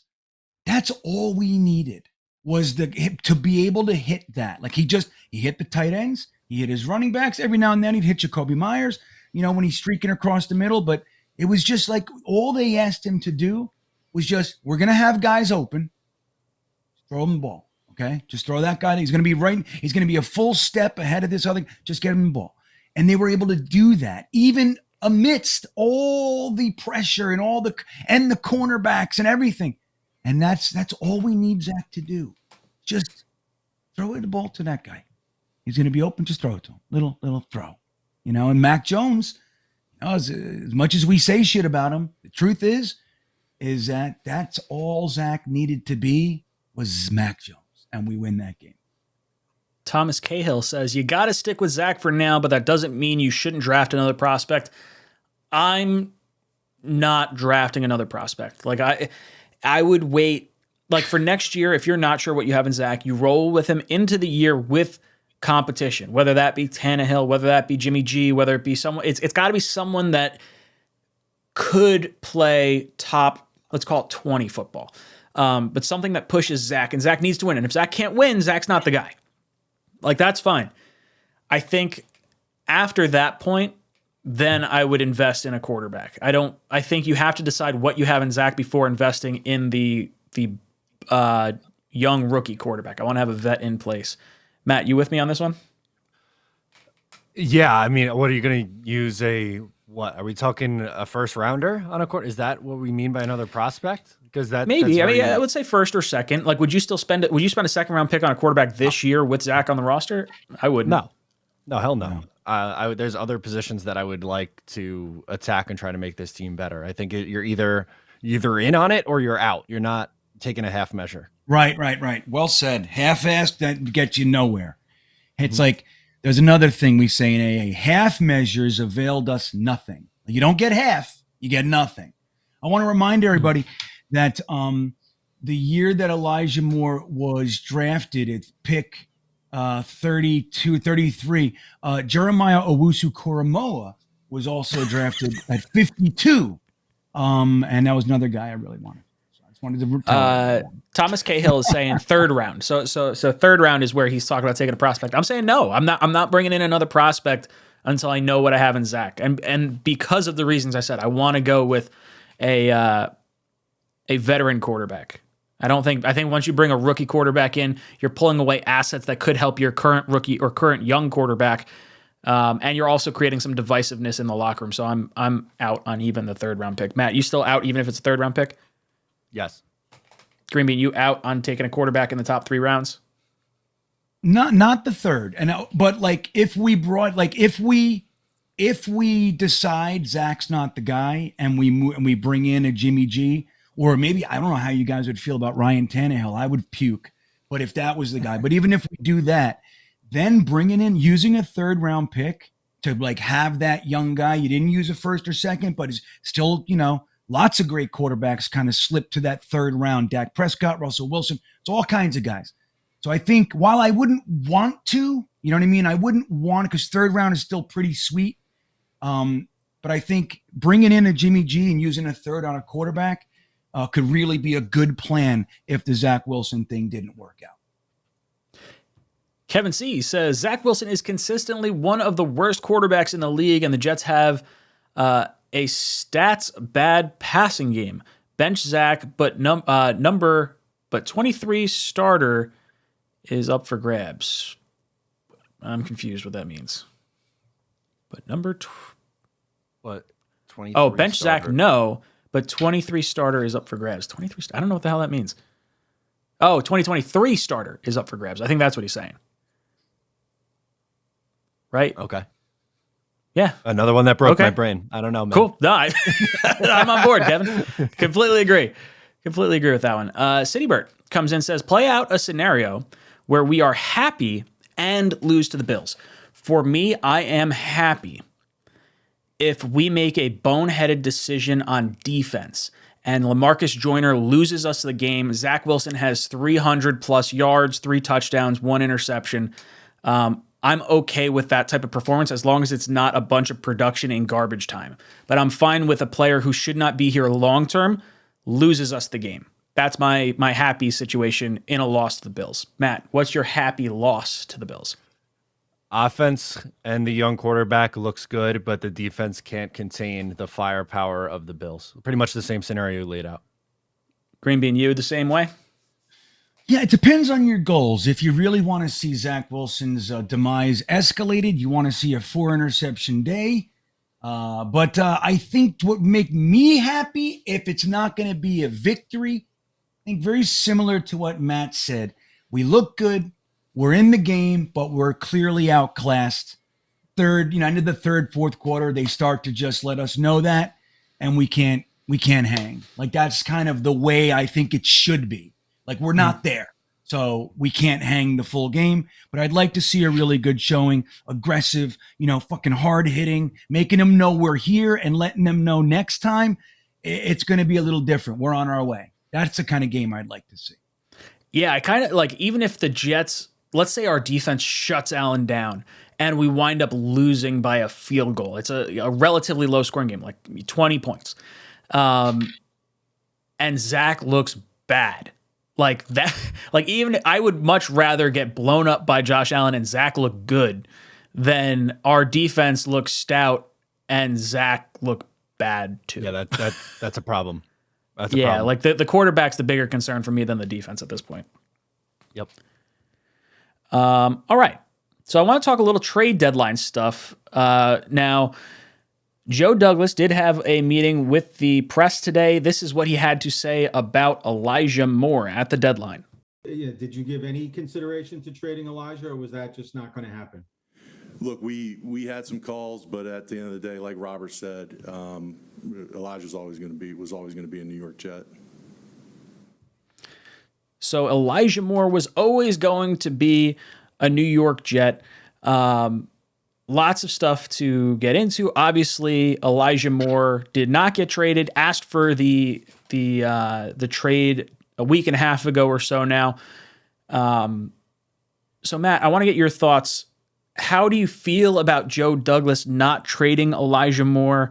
Do you think we actively tried to? I guess give me your thoughts on the whole situation surrounding Elijah. Yeah, so, I don't think they actively tried to trade him, but I think they would answer calls and see if someone was going to give them a package that just absolutely blew them away, then maybe they would have decided to move on from him. But they liked him. This is Robert Saleh was here when he was drafted. LaFleur was here when he was drafted. Douglas too. So everyone who's involved here really liked the guy and they wanted him. And it's unbelievably frustrating that, he's so frustrated and so vocal right now, but they want him here. They see him as a part of this team's future. And if that's the case, we talked about half measures just a couple minutes ago. If you're keeping him around, then let's use him. Let's get him involved. As we said a million times, throw him a slant, throw him a screen. He scored a touchdown on an end around last year. Does he have a rush this year yet? Maybe I don't remember. Right. not that's ringing a bell. I feel like I remember one like week 1 or 2. I feel like I do, but maybe not. You know what I mean? But that's the point. Yeah. We can't even pull it out. But the guy scored a touchdown on it last year. He should be getting one of those designed touches, whether it be a screen, an end around, something once a game. Yeah, the Elijah Moore thing to me, I believe, because we had that dialogue with Kansas City surrounding Tyreek Hill, I think there is, there was something to the Jets trying to raise that price for Miami.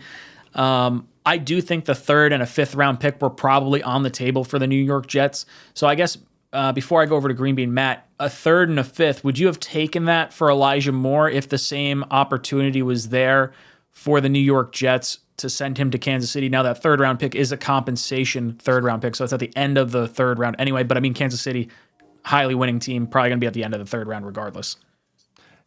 Yeah, I don't think I'm taking a deal like that from Kansas City. No. Green Bean, what about you? How are you feeling about the whole Elijah Moore situation? And do you think there's any, would you have taken a 3rd and a 5th from Kansas City to do the same deal that they got for Kadarius Toney?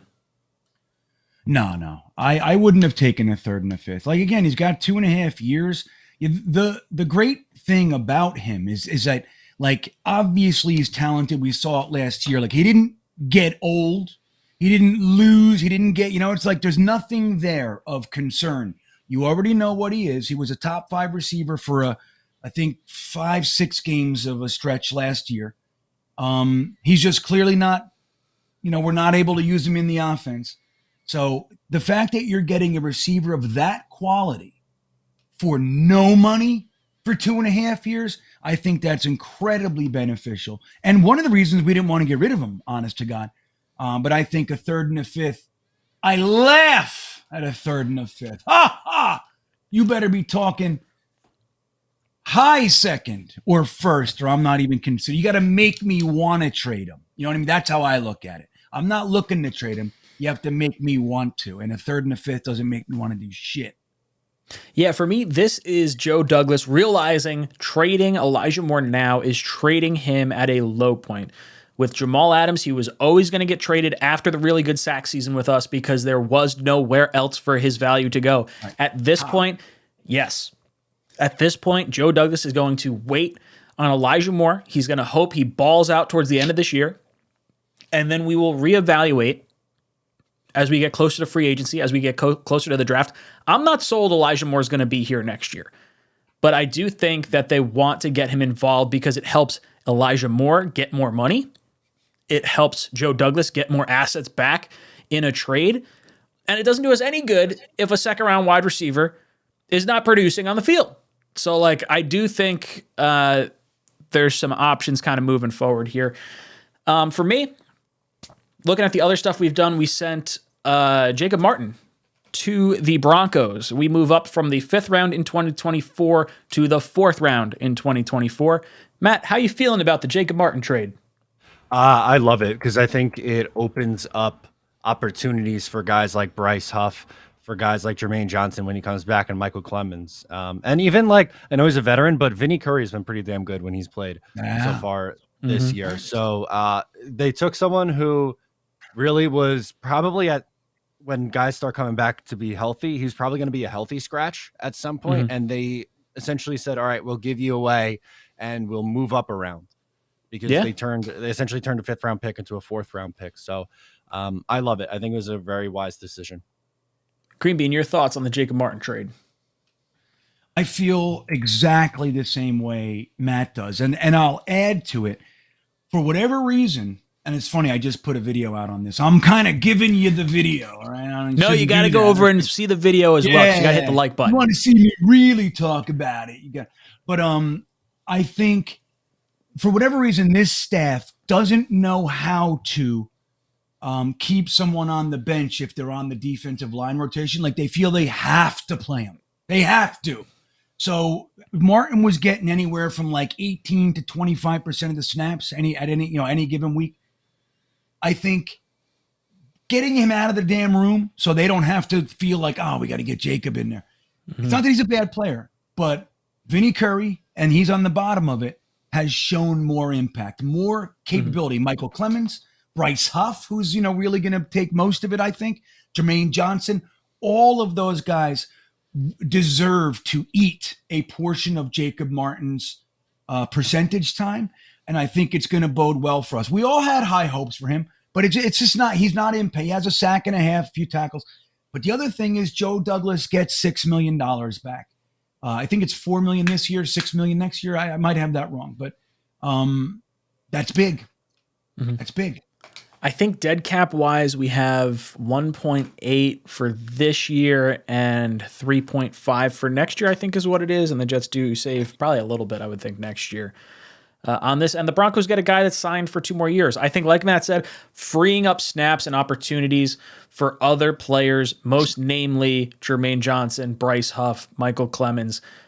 That's what I want to see. Like, for me, Vinny Curry comes in when the young guys are not ready to go. And Martin, for me, like Matt said, going to be a healthy scratch. Flip him, move up around. Love it. No ill feelings towards Jacob Martin. The Jets basically bought a increase in a round 1 year from now. So I think that was pretty interesting. Thomas Cahill dropped in. He says, I think Mims has played his way back onto the team. Yeah, I think he has allowed us the opportunity to see what happens with him the rest of the year, especially with the injury to Corey Davis, because you're trying to probably figure out, do you cut Corey Davis at the end of the year, or do you retain him on, I think it's a $13 million contract. And right now I'm saying I'm retaining him because of his chemistry with Zach Wilson. Now, if Denzel Mims decides to show out, for me, especially with the Elijah Moore thing that's come up, Denzel Mims is on this team next year. Like, I'm not trying to move on from Elijah Moore and Denzel Mims at the same time. Matt, your thoughts on Mims playing his way back on to the team? Yeah, I mean, look, we mentioned it a little bit earlier with Denzel Mims. It was never a talent thing, and I love the way that he's playing football right now. And I think with Corey Davis out, this is the perfect time for him. And I think ideally you want him around here for the future. Corey Davis isn't going to be here forever. He has 1 more year on his deal after this. And, who knows? Maybe they don't re-sign him and they go with a little Garrett Wilson, Elijah Moore, Denzel Mims, and Braxton Berrios as the future wide receiver core. I don't think anyone would really complain about that. Green Bean, is Mims playing his way back on to the team? Well, I think he's making a case, Again, I think it's not so much like, taking Moore's role or anything like that. Where his direct competition to me is Jeff Smith. Is his value, Jeff Smith, that is his value to Boyer so great that we don't get to see that type of potential. Like, he can break it. Denzel Mims gets yak. If it's a 1 yard pass, like in Denver and turning it into a 4-yard pass, if it's an 8-yard pass and he turns into a 15, or if it's a 15-yard pass that turns into a 68-yard pass, whatever. That's what he does. That's it. You know what I mean? So I think he's making a case. I would like nothing more than to see that, because you guys know I am a strong proponent of Denzel Mims being an incredible value to this team. And again, I think it's really it's alarming that LaFleur can't figure out how to use this guy. And then you add to it now Elijah Moore. Like, something's wrong, man. Something's up. And I think Denzel Mims should be out there. Loading Man says, I really wanted Moore to get more targets last game. Yes, of course, we did too. He was only on there for 10 snaps. I think he may have gotten 2 looks, if that. Really kind of disappointing stuff. Feels, not going to lie, feels a little petty. There was some other trade news that happened. I want to hear your guys' thoughts on this. Bradley Chubb gets traded from Denver to Miami. The Jets were rumored to be in on this trade. You guys know how I feel on this. I did not think this made any sort of sense whatsoever for the New York Jets. But the Broncos do trade him to our division rival. They receive Chase Edmonds, a 2023 first and a 2024 fourth. And they give away Bradley Chubb and a 2025 fifth-round pick. Now, I'm not going to lie. I don't want Bradley Chubb in this division. It sucks. It has made our lives harder. But I did not want to trade for Bradley Chubb. I did not want to give up our pick 16 through 22, whatever that was going to wind up being, for an edge rusher that has been injured, that only has a sack and a half more than Carl Lawson. Carl Lawson's going to be way cheaper next year. I would not have agreed with this, because with Bradley Chubb, you have to pay him like $100 million contract or something really beefy to keep him on the team, because he's only signed through the end of this year. And the Dolphins right now, as far as I know, have not extended him. Now, I know they said they are going to extend him, but if you give Bradley Chubb a $100 million contract, what are you going to tell Quinnen Williams, a homegrown talent on your team? Oh, sorry, I don't know where all the money went. It's all gone. Oh, and we don't have a first-round pick to get you a tackle, Zach Wilson. Like, that would have made absolutely no sense to me, but I am upset that Bradley Chubb is in our division. Matt, your thoughts on the Bradley Chubb trade for the Dolphins? Yeah, I get, like, they're trying to go all in right now, and I get that, and kudos to them. I would be a little bit worried about his health. There have been a few times, twice already in his career, where he has missed significant time due to injury. Now, this year, he's been phenomenal. He does have a Pro Bowl under his belt, but I definitely think injuries are a concern, and you gave up a lot to get him. Green Bean, what are your thoughts on the Bradley Chubb acquisition for the Miami Dolphins? Yeah, I agree, man. It's like, on one hand, I did not want to give up our first or even a second. I don't want to. For a guy who happens to be playing a position which is our strength. You know what I mean? We have Jermaine Johnson, we got Carl Lawson, we got Michael Clemens, we have Bryce Huff. Now, you can make the argument Bradley Chubb might be better than all of them. I don't know. I mean, I don't necessarily feel that way. And again, like you said, Ryan, you bring him on, he's going to cost a whole bunch of money. You give away your first round pick, and it just changes everything. But at the same time, I'm really not happy that the Dolphins got him. You know what I mean? Like, and dude, when you look at who they got for their, they've been trading picks. They started with Tunsil. They were doing, I'll show you real quick. I have just a graphic. I'll just look at it. So the Trey Lance trade alone, they turned into Jalen Waddle, Tyreek Hill, and now Bradley Chubb. Just from a little trade back. We got Zach Wilson. So, they got Trey Lance, but like, that's the kind of value. They're able to take that and parlay it into actual impact players. And they lose Chase Edmonds. They got Jeff Willis today too. They traded for Jeff Willis. So I think Jeff Wilson. Wilson, right. They are really doing a good job of extending the value of the Tunsil trade look, it's impressive. I've loved what Joe Douglas has done. I think he's done more, really he played his hands very well. But what Miami's doing is even a step up from that. And then you look at the players they're getting, they're actually working. Like, they're actually good. And it's alarming, man. I would really not, I'd prefer Bradley Chubb wasn't added to their defensive line, especially now that ABT's out and everything else when we play them next time. But like Matt said, they're going all in, man. That's what they're trying to do. Yeah, so Miami does not have a first-round pick this next year. They have traded it for Bradley Chubb, and they lost the other one because they were tampering with Tom Brady and Drew Brees, which it is crazy to me to realize that, like, Tom Brady, who is under contract with the Buccaneers, has no repercussions for, like, tampering. Like, he's equally, like, there with the Dolphins. The Dolphins lose the pick, which, great, I'm all for. But how does Brady not get, any kind of suspension or fine or anything? Like, there's for players, there's no negative to talk to another team while you're under contract with another team. Don't know. Yeah, I was gonna say, Matt, you look like you want to say something. You're like, that's right. I'm just shrugging because I don't know. I don't know. You got me. I don't know. Hennessy drops in, says, MetLife is sold out this Sunday. We got over 50% Bills fans, but hey, maybe if it feels like an away game, we can win. Oh yeah, we're going to launch fireworks an hour beforehand to get people into the stadium to disrupt this new center for the Patriots. And then we're not going to do anything. You get to come and watch the Jets get thumped earlier. You can end your tailgate. The best part of Jet home games right now. The Jets have been incredible on the road. The home games, not so much. You know what, though? I heard that it was, the first quarter was really good. And I heard the whole second half was like really quiet. I don't know how true that is.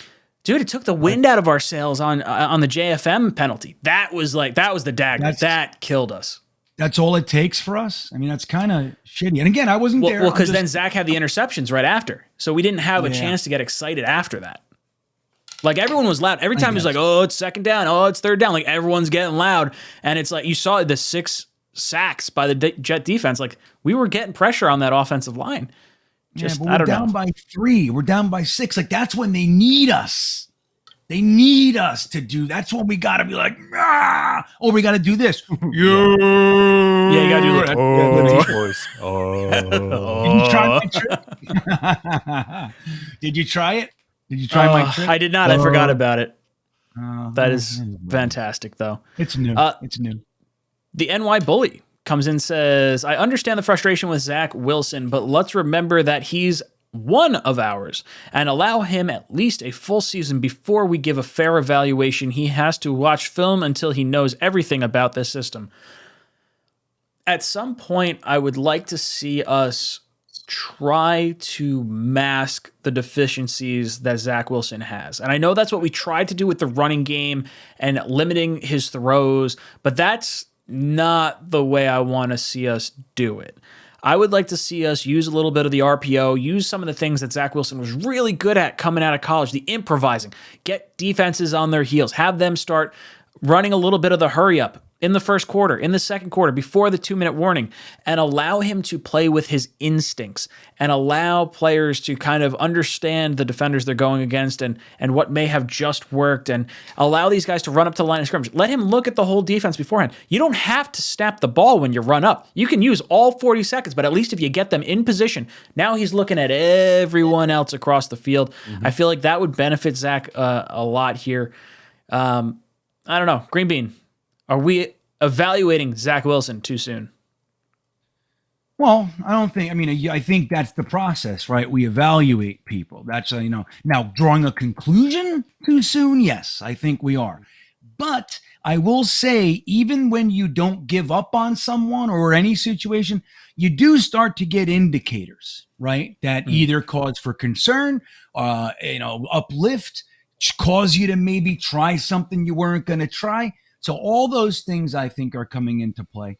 I think we're drawing conclusions too quick, but I do understand why people are. And I'll just say real quick, CPS 617 NYJ tried my deep voice trick and said you could talk the next day. So there you go. Ooh, that's a win. There you go. It is, right? There you go. I like it. Matt, we evaluating Zach Wilson too soon? I would say 18 games to definitively say he's not the guy is too soon. Yes. I think it's not asking too much to say maybe like let's look at a 25 game sample size, which I think would be what he's at after he plays the 13 or 14 games this year. I completely agree. Hennessy says MetLife is sold out this Sunday. Hold on. Did he send 2 of these? He did. And that's okay. Oh, poor guy. You got him I don't twice. know if That's he's awesome. banged up or if he's just trying to drive the point home. MetLife is sold out this Sunday. Got over 50% Bills fans, but hey, maybe it'll feel like an away game we can win. Man, it sucks watching the Jets just sell their tickets. The fans sell their tickets to the opposing team. Like this week was a huge game for Jet fans, and there was a shit ton of Patriot fans at the stadium. Like when there was a bad play for the Jets and I'm sitting there and I hear, and there's cheering. And I'm like, well, did I totally miss a fumble or like something that happened after this terrible play? Because it sounds like the home team is winning right now and it's clearly not. I know it's bullshit. I listened to a guy, I forget where it was, man, but he said, I got more than face value. And it's like, why the fuck do you buy the tickets then? Like, I don't understand. Like when I was a season ticket holder, I went to every single game or else. And then when I was only able to make 2 games a year, I didn't have season tickets. I just went to 2 games. Like, why are we doing that? Like, I know when we suck, I can understand. It's a pain in the ass, the whole thing. But if you're buying season tickets, why just so you make $50 a ticket? Who gives a shit? What is that? I think some of it is the fans that got suckered into the PSL. I think some of them are stuck where they don't want to give up their season tickets because they do love the Jets, but now they, are in it. Basically, they have to give up their season tickets, and they'll never get back the seats they had. I think that's probably where some of the issues stem from. Just sucks. Owners wanted a little bit more money from our fan base at the expense of having the away team's fans in our stadium. Yeah, it's tough. Silly. Adam S. says, should we bring back John Beck for Zach? Yeah, I don't understand why he's not on the sideline right now. Like, why not bring his offseason quarterback coach into the fold? I thought that was going to be a staple moving forward. I think at the bye week, if Zach Wilson has another bad week, maybe that's something they strongly consider. Maybe it's something Zach recommends to this staff overall. Green Bean, you want to see John Beck back? I would. I mean, last year we even had Kavanaugh. I mean, that was a thing that they did consciously this year. They wanted less voices in the room, right? That's what they thought was best. And don't forget something else to consider. The Jets are not allowed to actively coach and communicate with their players in the offseason, right? They let John Beck go so Zach could continue to work with him. There may be some sort of barrier, like all a right, certain man, week of the season, maybe that he could come back. Yeah, and like maybe they look at it like the NFL's like, okay, dude, you can't hire him during the season, fire him so Zach could work with him, hire him in the season. Like, I'm sure there's probably a limit to that. I don't know what it is. Maybe somebody out there can find it. Maybe Hebrew Polymath or Gilbert Farmer. Maybe you guys can look that up for us and figure that out. But I don't know it. But I think that's probably in the mix too. But I mean, I don't know what we think about Rob Calabrese. I mean, he's our quarterback coach. I don't know him and LaFleur. It looks like Zach's struggling. So I hope that they can figure it out. Matt, you want to see John Beck back? I mean, if it'll help, sure. It looked good last year. I don't know. I don't like the idea of being like, shit hit the fan. Let's bring him back. And then like, what do you do again next year? Like he struggles through 3 games. And it's all, let's get John Beck back on the horn and get him on the payroll again. 100%. It's not my money. Screw Woody. Sorry, dude. Use your money. Make our quarterback good. I'm all about it. Fair. Raymond, thank you for the $2 super chat. Who else we got? Knobcraft comes in and says, Zach and LaFleur seem to both be in a serious mismatch for each other's capabilities. Mike can't effectively utilize his talent in the game plan, and Zach is flatly incapable of making his reads. Matt, do you think there's an issue with the offensive coordinator and the quarterback? And is there a solution? Because I think it's weird to, like, for me, I have a hard time believing Robert Saleh is going to fire his best man's brother. Like, they are close friends. Like, I feel like LaFleur almost goes out with Salah. And I don't even think LaFleur is the problem. I'll be honest. I think Zach Wilson is more the problem than LaFleur is based on the other quarterbacks that have had success with us. So maybe an odd question, but how are you feeling, Matt? Yeah, I don't know. I think they obviously need to get on the same page, and there's some sort of disconnect here, but I think both are to blame in some aspects. Like Zach does some really dumb things, and I think he his footwork completely regresses when he gets under pressure and he panics. But then also LaFleur doesn't put him in good situations sometimes because he's not giving him those easy completions, or he gives up on the run too early. So I think it's a mix of both. Green Bean, what about you? How do you feel about the mismatch that maybe is happening with LaFleur and Zach Wilson? And is one easier to correct than the other, or I guess how do you feel on the situation overall? Yeah, look, like here's how I really view it. I think Mike LaFleur is still an inexperienced guy, right? He's young, man, and this is his. Just like, we talk about Zach being early in his second year, like we say, the same thing is true with Mike LaFleur, right? We have seen that he is a very intelligent offensive mind. And we have also seen him scheme guys open where Zach wasn't able to find them, or even Flacco, right? We saw it. We saw Elijah Moore. We saw Garrett Wilson. There was lots of that going on. So his plays are working. But that said, I do not believe that he is all that good so far of factoring in Zach's development. Just like last year, they gave him the entire book instead of bringing him up. Like, I believe in that, like small bites, you know what I mean? Like, get him, you get 30% of the playbook, and he knows it inside and out, and build on it. They just gave it all to him at first. And at once. And we saw his head spinning. We saw it last year. You could tell he's fucking lost. And I think that there could be a better job right now of factoring that in, with the game plan, just like we're talking about in first tier is, how about less 5 and 7 step drops to start the game? How about that? Can we just kind of get the guy into a rhythm? And people have said to me, you shouldn't have to do that for an NFL quarterback. Oh, I agree. But if you do, you got to fucking own it and do that. You know what I'm saying? And that's where, so I think there's a lot going both ways, but I do hang my hat on the fact that he can't figure out how to fucking use Denzel Mims and Elijah Moore in the offense is bad. Like, there's something else there. I don't know what it is, but I don't like it. And it's very concerning to me. Even if Zach was playing lights out, we wouldn't have seen Mims for the first until Corey Davis was out anyway. And then Elijah Moore obviously is really complaining. And in many ways, he's complaining about Zach, but it's also LaFleur. Kevin C says, never hire family or friends. Salah didn't get that. Salah hired a family friend, but I don't think that's necessarily fair, because I think hiring the passing game coordinator of one of the best offensive young minds in the league is a smart decision. I do think people thought LaFleur was a really good option for the Jets, and I think that McDaniel down in Miami was the only other option. And, maybe if there's some type of hindsight and you knew you're getting Breece Hall and you're going to run the ball a lot, maybe McDaniel is a different direction you go, but I'm not upset with LaFleur at all, and I think it's not necessarily a family issue with Sal. I think it was just a smart hire. Matt, your thoughts on LaFleur and maybe the family aspect?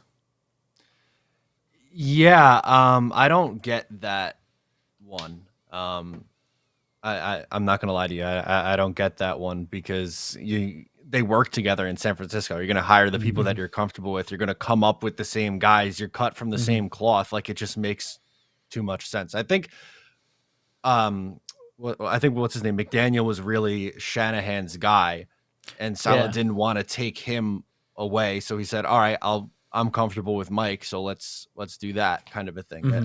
It made sense, but yeah, I didn't really look at it this way. Like, you can't hire a friend or something. Green Bean, what did you feel about the family and friends aspect, maybe, of the Sal LaFleur relationship? Yeah, I think, right, like Matt and you're saying it correctly. Like, that's at least from my perspective. Like, it's not like he just went into Matt LaFleur's house and said, hey, I'll hire you, your little brother. He was working with him. You know what I mean? Like, they were together for years in San Francisco. And clearly, Kyle Shanahan likes Mike LaFleur. He brought him with him for 3 straight teams. So there's something there, and there's talent. Like, look, I can complain about any one aspect of LaFleur in particular, but it's like, it doesn't mean I don't think he's talented. It's like we can complain about or just discuss concerns while still believing the guy is an impressive and talented person. So I think there's legitimate reason to, that for Saleh to have brought him. Now, Ulbricht is interesting because that's his buddy going back to, I believe, Jacksonville, all the way back to Jacksonville and Seattle, if I remember correctly. And Ulbricht really hasn't done anything, right? A little bit. He had that interim thing. He's only got the number 1 defense in the league. Green Bean, what the hell are you talking about? Where the defense looks fantastic. We're talking about if we think it's a concern that he hired family and friends, are we not? Am I not allowed to talk about Ulbricht? No, go talk about it. Jesus. Talk about, I'll tell you what, man, what a fucking, 2 weeks in a row, Ulbricht it's like 3 weeks ago, we were literally ready to chop his head off, right? We were. Maybe 4 weeks ago. It's like, yeah, I'm happy. But the concern that he's hiring family and friends, I think is legitimate when there's bad times and guys legitimately should be fired. I don't know if he'll be able to do that because of that. And it is concerning. But again, I think especially with LaFleur, there's a legitimate reason that he hired him. Ulbricht is the fishy one for me. Hopefully he keeps up with this number 1 defense shit. Then we don't have to ever contemplate that type of a thing. But I do think whenever you hire family and friends, it is a concern for those reasons. Yeah, and I think it's more so sort of where Green Bean was saying, right? Like I understand I would not want to hire family or friends. It depends on the context of the job and it depends on the context of the friend. Like I would hire a coworker that I considered my friend from a previous job in a new job that I thought they were well suited for. Like that to me makes sense when you're bringing in guys that are your family and friends, but you did not work for them. That I feel like is the difference here, Kevin C. So I understand where you're coming from, but just this doesn't feel like that apples to apples. It's like an apples to oranges comparison here. Andrew says, Doomers, stop. Breeze in his 3rd year, 11 touchdowns, 15 interceptions, 57% completion percentage. Then it clicked for him. Chill, be patient. Zach has all the talent you could hope for. Just give him time. It takes more time for quarterbacks. Facts. Yeah, for me, I look at Zach Wilson and I understand the metrics that people are concerned about. Like, how many times has the 32nd ranked quarterback in a lot of different categories flipped the script and turned into a top 5 quarterback? Yeah, probably none. Like, it doesn't happen frequently. But I do think that the eyeball test for Zach, the talent is clearly there. It's between the ears. It's understanding the offense. It's understanding everything you have to do as a quarterback and realizing that the mistakes or the decisions that you make can be amplified based on the timing of said decision. So I'm not doom and gloom on Zach. I'm probably more patient. And I think when you watch my recaps on stuff, you could probably feel that. Like there was some pretty scathing reviews across all sorts of social media on Zach Wilson this week. And I'm not quite there. I do think he lost us this past game, but I consider the 2 first interceptions as good decisions, bad throws, for whatever that's worth. And then the third one, bad decision, bad throw. So Green Bean, you think 3 years, we saw Drew Brees have some struggles. He's a Hall of Fame quarterback. Does this change? Are we getting Sean Payton? Is that what Andrew's saying here? I'll reiterate what you said too. Like, I'm not out on Zach Wilson. I'm not. Like, you look at some of the plays that he pulled off, even this game, which I'm very unhappy with him, this game. I think it's him that lost it, right? For the most part. But there were some beautiful plays there. And, dude, the fact that he can escape that pressure, I hate that he runs backwards while doing it. And I don't like the pirouettes, you know what I mean? I don't like that stuff. But it's still incredible what he's able to do in that situation. So I'm not out on Zach. I just feel like there's a lot of concern. You know what I mean? They're real, and there should be, in my opinion. Some people are saying, nope, just a bad game. Fine. I don't want to argue with that. For me, I feel like there's a valid concern there. And, look, man, I understand, fans not being patient. It's like, it's hard not to dump Zach on top of Sam and Gino and Hackenberg and Petty and Fitzpatrick and fucking Sanchez. It's hard not to do that because for us, it's been the whole time. It's just the same thing, a different face. And I totally understand it. I gotta say, I'm probably among the top of people that are ready. I'm ready for just a winning team. I am. I'm not in a spurt. I'm ready to actually have a good team with a good quarterback. I am. I'm ready. I've waited. I am good. I am now ready for a good Jets team. But that said, it's like, I think we do need to give them a minute. Give him the season. That's it. If for nothing else, let's just go through the rest of the season with Zach as our quarterback. Guys, if you're just tuning in, make sure you hit that like button. For every 25 likes we get, we're going to pick a t-shirt qualifier in our t-shirt giveaway at the end of the stream. And if you're listening after the fact, make sure you drop a like and a comment below this video to get entered into next week's t-shirt giveaway. Matt, I want your thoughts. Breeze, year 3, 11 touchdowns, 15 interceptions, 57% completion percentage. Are we pulling the plug on Zach Wilson too early after this season? Yes, but I also don't like the comparisons back to the late 90s, early 2000s on these quarterbacks because 2004 when Rivers was drafted, right? So 04, 05 is probably when he shifted over to the Saints. 05, 06 maybe? 06 is when he went to the Saints, but he was drafted in, I think, 2001. Or 02. I think it was 1. Yeah. 32nd pick, if I'm not mistaken. Prior to the Texans getting there. Yes. Yeah, he was the first pick of the second round, right? Mm-hmm. Pretty sure. But stylistically, the NFL 20 years ago is very different than today's NFL. So comparing the quarterback stats, I don't really see a connection with. But also like the contracts then that you brought up earlier versus now and the rookie deals, it's very different. But to make a comparison that's a little bit more current, like going into this year, Tua and Jalen Hurts were both massive question marks going into year 3, and both have answered the bell. People love to bring up the Josh Allen comparison. I don't know if that's necessarily a fair one because what he did was very, very much so an outlier, and he's probably the second best quarterback in the NFL behind Patrick Mahomes at this point. But I think it's kind of crazy to say that after 18 games that there's no way this guy can get any better. He's just going to be this bad forever. All right. So I should have built this topic into here, and I didn't do it. Josh Allen, year 3, massive trade for Stefon Diggs.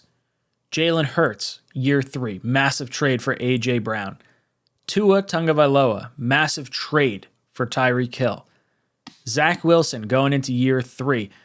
Before I even get to that, Justin Fields, they now make a trade for Chase Claypool. Zach Wilson, let's not even do that. Trevor Lawrence going into year 3, getting Calvin Ridley. Zach Wilson going into year 3, probably not getting another receiver if I had to guess. Kind of have a nice complement of weapons here. Matt, do you think we should have made a big-time trade for a wide receiver, or do you think drafting Garrett Wilson was kind of the almost get around that sort of philosophy of trading for a big-time wide receiver for your quarterback going into year 3? Well, I mean, even with shitty quarterback play, Garrett Wilson's probably going to go for 1,000 yards still this year. Like that's got to be good for something, no? So they're not going to trade for a wide receiver, but they have Garrett Wilson. You have Corey Davis, who is solid, that Zach Wilson obviously likes, and Elijah Moore's got the potential if they want to use him. So I think they did a lot of their work for building up this offense really this year, and it's about him kind of taking that next step now. Green Bean, your thoughts on the third year trading of wide receivers to young quarterbacks, A.J. Brown, Stefon Diggs, Tyreek Hill, Chase Claypool, Calvin Ridley? Yeah, there's something to it. I mean, I think, you look at the Bills just as an example. They didn't draft any first round wide receivers either, though. So we did that. They did that, in lieu of, even like, Chase Claypool, if you want to throw them. I mean, I think they ignored receiver for I mean, for the most, they got him one, but I mean, it was like third round or whatever the hell it was. So I think a lot of those are kind of not really comparable because again, I don't think anybody's questioning that Zach Wilson has a stocked cupboard. You know what I mean? He really does. Now losing Breece Hall is something, of course, but I don't know, man. I don't think it's the same. I really don't. Especially like talking about Claypool. Like Claypool's fine, but I think that was more of like, we got to add somebody. You know what I mean? That's what I think. They need a warm body. Right. We need somebody in here with some talent because, Justin Fields, oh my God, he's actually showing like he might have a little bit of talent. You know what I mean? Like maybe we should get him somebody. So I don't know. I don't know if it's the same. I hear it. I'd love to, see something like that. We're going the young route. Other teams are going the vet route. That's just the way it is. Matt, could you hop over to last week's Talkin' Jets panel? I want to get into a few super chats here. Thomas says, all in all, the team has made progress. Yes, this is more progress than I expected the Jets to make, and I think our expectations have pivoted because of how this team has played, and I think that's a good thing. I think the coaching staff is correct, and I think the drafting has been spot on. Scuttlebutt comes in and says, John Beck, why don't we just get him his teddy bear as well, and better yet, buy him a fox womb and crawl back into it? That kid needs some tough love. Look, quarterbacks are a weird dynamic. They're like, I don't know, pitchers or star NBA players. Like their psyche, if you have the wrong flavor candy in the bowl when they get to the hotel room, it throws them off. It's I don't know. It's sports for you. But look, John Beck, clearly Zach Wilson has a trust in him in his offseason activities. If coddling your rookie number 2 overall pick is what gets him eventually to being a top quarterback, I'm all for it. Obviously, we don't know if that's going to wind up being the case. Green Bean, you think we're coddling Zach Wilson too much?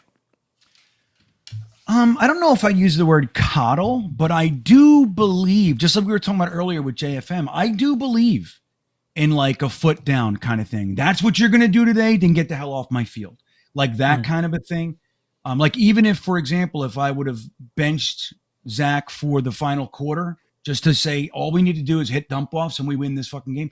Like if that doesn't mean Zach isn't already the written in starter for the next week. And I don't know if that's right, wrong, but that's my view. But I think Zach could probably benefit from a good pop to the chops, figuratively, of course. Been fed with a silver spoon there. Raymond comes in and says, we have a championship defense. Don't let Josh Allen scramble and don't let the deep ball. That's the ingredients to winning. I completely agree, Raymond. I think if the Jets can contain Josh Allen, you prevent him from scrambling, and the defensive secondary stays what it's been the last few weeks, the Jets are stout. They are a very, very hard team to play against from a defensive perspective. Mumtaz drops in, says, I feel Jacob Martin trade might be first poor trade for Joe Douglas. We spent $6 million and gave up a fifth and a player to get a fourth. Why? What if someone defensive line wise gets hurt? Need another offensive tackle or free safety or run stuffing defensive tackle. I disagree, Mumtaz. I do think the Jacob Martin trade, I think that I have more of an issue with the signing because we lost salary cap space at a position that we invested heavily into. But I think at the time of signing, I believe Jacob Martin was before the draft. We didn't have Jermaine Johnson. We didn't have Michael Clemens. We didn't know if Vinny Curry was going to be able to be the guy he was previously. So I think there were a lot of what ifs, like what if Carl Lawson did not rebound from the Achilles injury. I think it's fine to have brought in that talent that was Jacob Martin and to spend a few bucks to get a round higher in a draft. If you told me I could give up a certain amount of cap space to move up and around instead of giving up players or draft picks, like that's essentially what the Jets did. The Jets did it with Teddy Bridgewater a few years ago. You bring in Teddy Bridgewater, you trade him before the season after you showcase him in the preseason so you can recoup some of the draft picks that you gave away to get Sam Darnold, or was that just before the Sam Darnold trade? Whatever it was. Either way, same sort of idea, buying draft picks. Matt, your thoughts on the trade of Jacob Martin? Do you think it was a waste of assets, or do you think it was it's football. It is what it is. Waste of assets. Yeah, For like the the Martin trade? Jets the Jets brought him in. We spent some money on him, and all we did was give away a 5th round pick and a player. So you're basically buying a round up move in the draft. Yeah, I don't mind it. 2 years I from think now. they brought. Yeah, I really don't mind it. I think they brought him in for a purpose, and he served that role. Or they realized that maybe some guys are further along than they thought, and they were able to get future capital out of it and better capital. I think a 4th round pick is significantly more important than a 5th rounder, and I think it was a good decision because it opens up spots for younger guys too. Yeah, look, if we're playing hindsight as the ultimate deciding factor, the Jets should have never drafted Darren Lee. They should have traded up for Laramie Tunsil, and we'd have Tyreek Hill, Jalen Waddle, Right. friggin' Bradley Chubb, and a bunch of other players. So you can't use hindsight when talking about sports too much. There is some to it, and I understand Mumtaz. I just disagree with you on this one. All right, we have reached the end of our stream. So Green Bean, have you collected our qualifiers for our t-shirt giveaway via the likes that have come in throughout the course of this live stream? I have. If we get one more like, there's another qualifier. Oh, dropping another like real quick. We'll get another qualifier. BG the Kid comes in, says, love the trade today and all in on Zach Wilson. BG, I like that. I do want to see us have Zach Wilson go off. Really? That's all I want. That's all I want. Matt, you got some qualifiers for us over there on the previous stream? Yeah, buddy. All right, let's pick 5 of them. Okay. First up is Johnny Boy 328. Hold on, I'm not there. Sorry. I'm trying to get it. All right. Kelly McTavish. Okay. They did it. They got us in. It just shows me all you people that just liked it. You could have been liking it all day. What happened? Oh, there's another one. Look at this. They're cruising now, Ryan. See? You love to see. I should have more of a. I should change the banner. That's all. I'll change the banner while you're picking some qualifiers. So that way It's not, me. I won. I won this one. Woohoo. See, look, you deserve it. I do. Let me get another one. Hold on. Let's see. And it's Julio Rivera. You are the final from this chat. Julio. Okay, Matt. Sorry, buddy. Where are you? Johnny Boy 328 is our first name from last week. Okay. Then we got Ryan Duggan, Okay. Anthony Cook,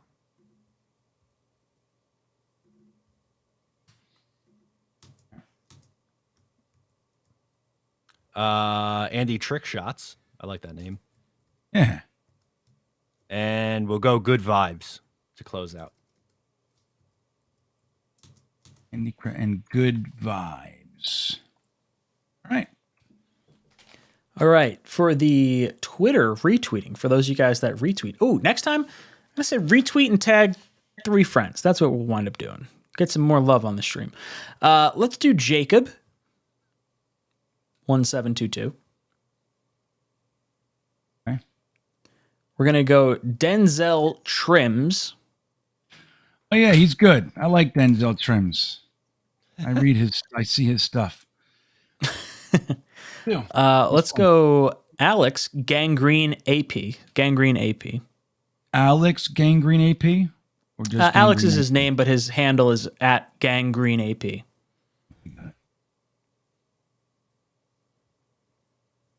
We're going to do Anthony Giliberti. And we're going to do Asim Oker. Sim OKUR. Yes. All right, All we're right. ready. Let's do some odds or evens. 3, 2, 1. That is a 10.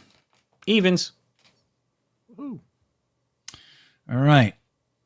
Nope. Sorry. J-Man Hop, you're out. Mikey Mouse, you're out. Steven Ingles out again. He's in there every week, I think.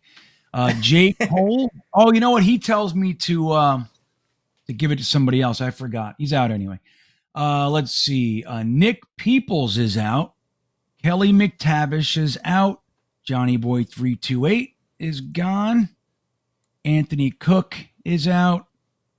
Good vibes. Sorry, good vibes. Didn't last too long. Denzel Trims, sorry, buddy. And Anthony Giliberti is out. All right, 3, 2, 1. That's a 7. Odds. Odds. Stud City, you're gone. Jets Forever, you're gone. Oh, that's a shame. Yeah, Robbie Oak is gone. Oh. Joe Campione is gone. Ryan Duggan's out. Jacob 1722 and Asim Oker. We only got one Twitter left, by the way. How many picks we got left as far as people 1, 2, goes? 3, 4, 5, 6. 6, 3, 2, 1. 7. It's an odd. All right, Archerist, you're out. Oh shit! What the hell just happened? What the hell was that? Did you see that? No. What was that? My whole screen, everything. All right, Archerist, you're out. I'm sorry, buddy. ZZ, who's been asking for a shirt all night, you are out. Andy Trickshots is out. Yeah, it's a shame. I was kind of secretly rooting for you, ZZ. I was. How many? Okay, 3 left. 3. 3 left. All right, chat. Give us a number plus what we throw up. 3, 2, 1. It's a 5 plus.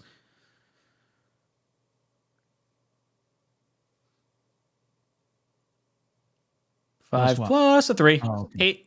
All right. Evens. Evens. All right, Julio Rivera's out. We're down to 2. All right, chat. First number after Wild Wave plus what we throw up. Bam! It's a 13 plus a 2. That's 15. Odds. All right. Jimmy Sags, you are the winner. Jimmy Sags, thank you so much for hanging out with us tonight. Reach out to me on one of my social media platforms. I'll get you a t-shirt, get your information, send it out to you so you get some cool swag. Thank you so much for hanging out with us tonight. Let's go around our panel and talk about our final thoughts. Greenbean, any last words for our panel?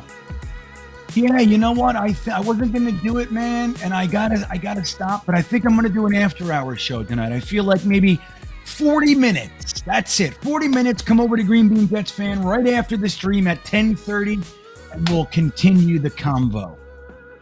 Matt, any last words for our panel? New episode of Just Jets is out tomorrow. It's an hour episode, so Green Bean will be happy. Yeah. But it's a frustrating hour. I'll leave it at that. Boys and girls, thank you so much for flying with us tonight. My name's Ryan. I've been your pilot. This Jets Talk signing off. JETS.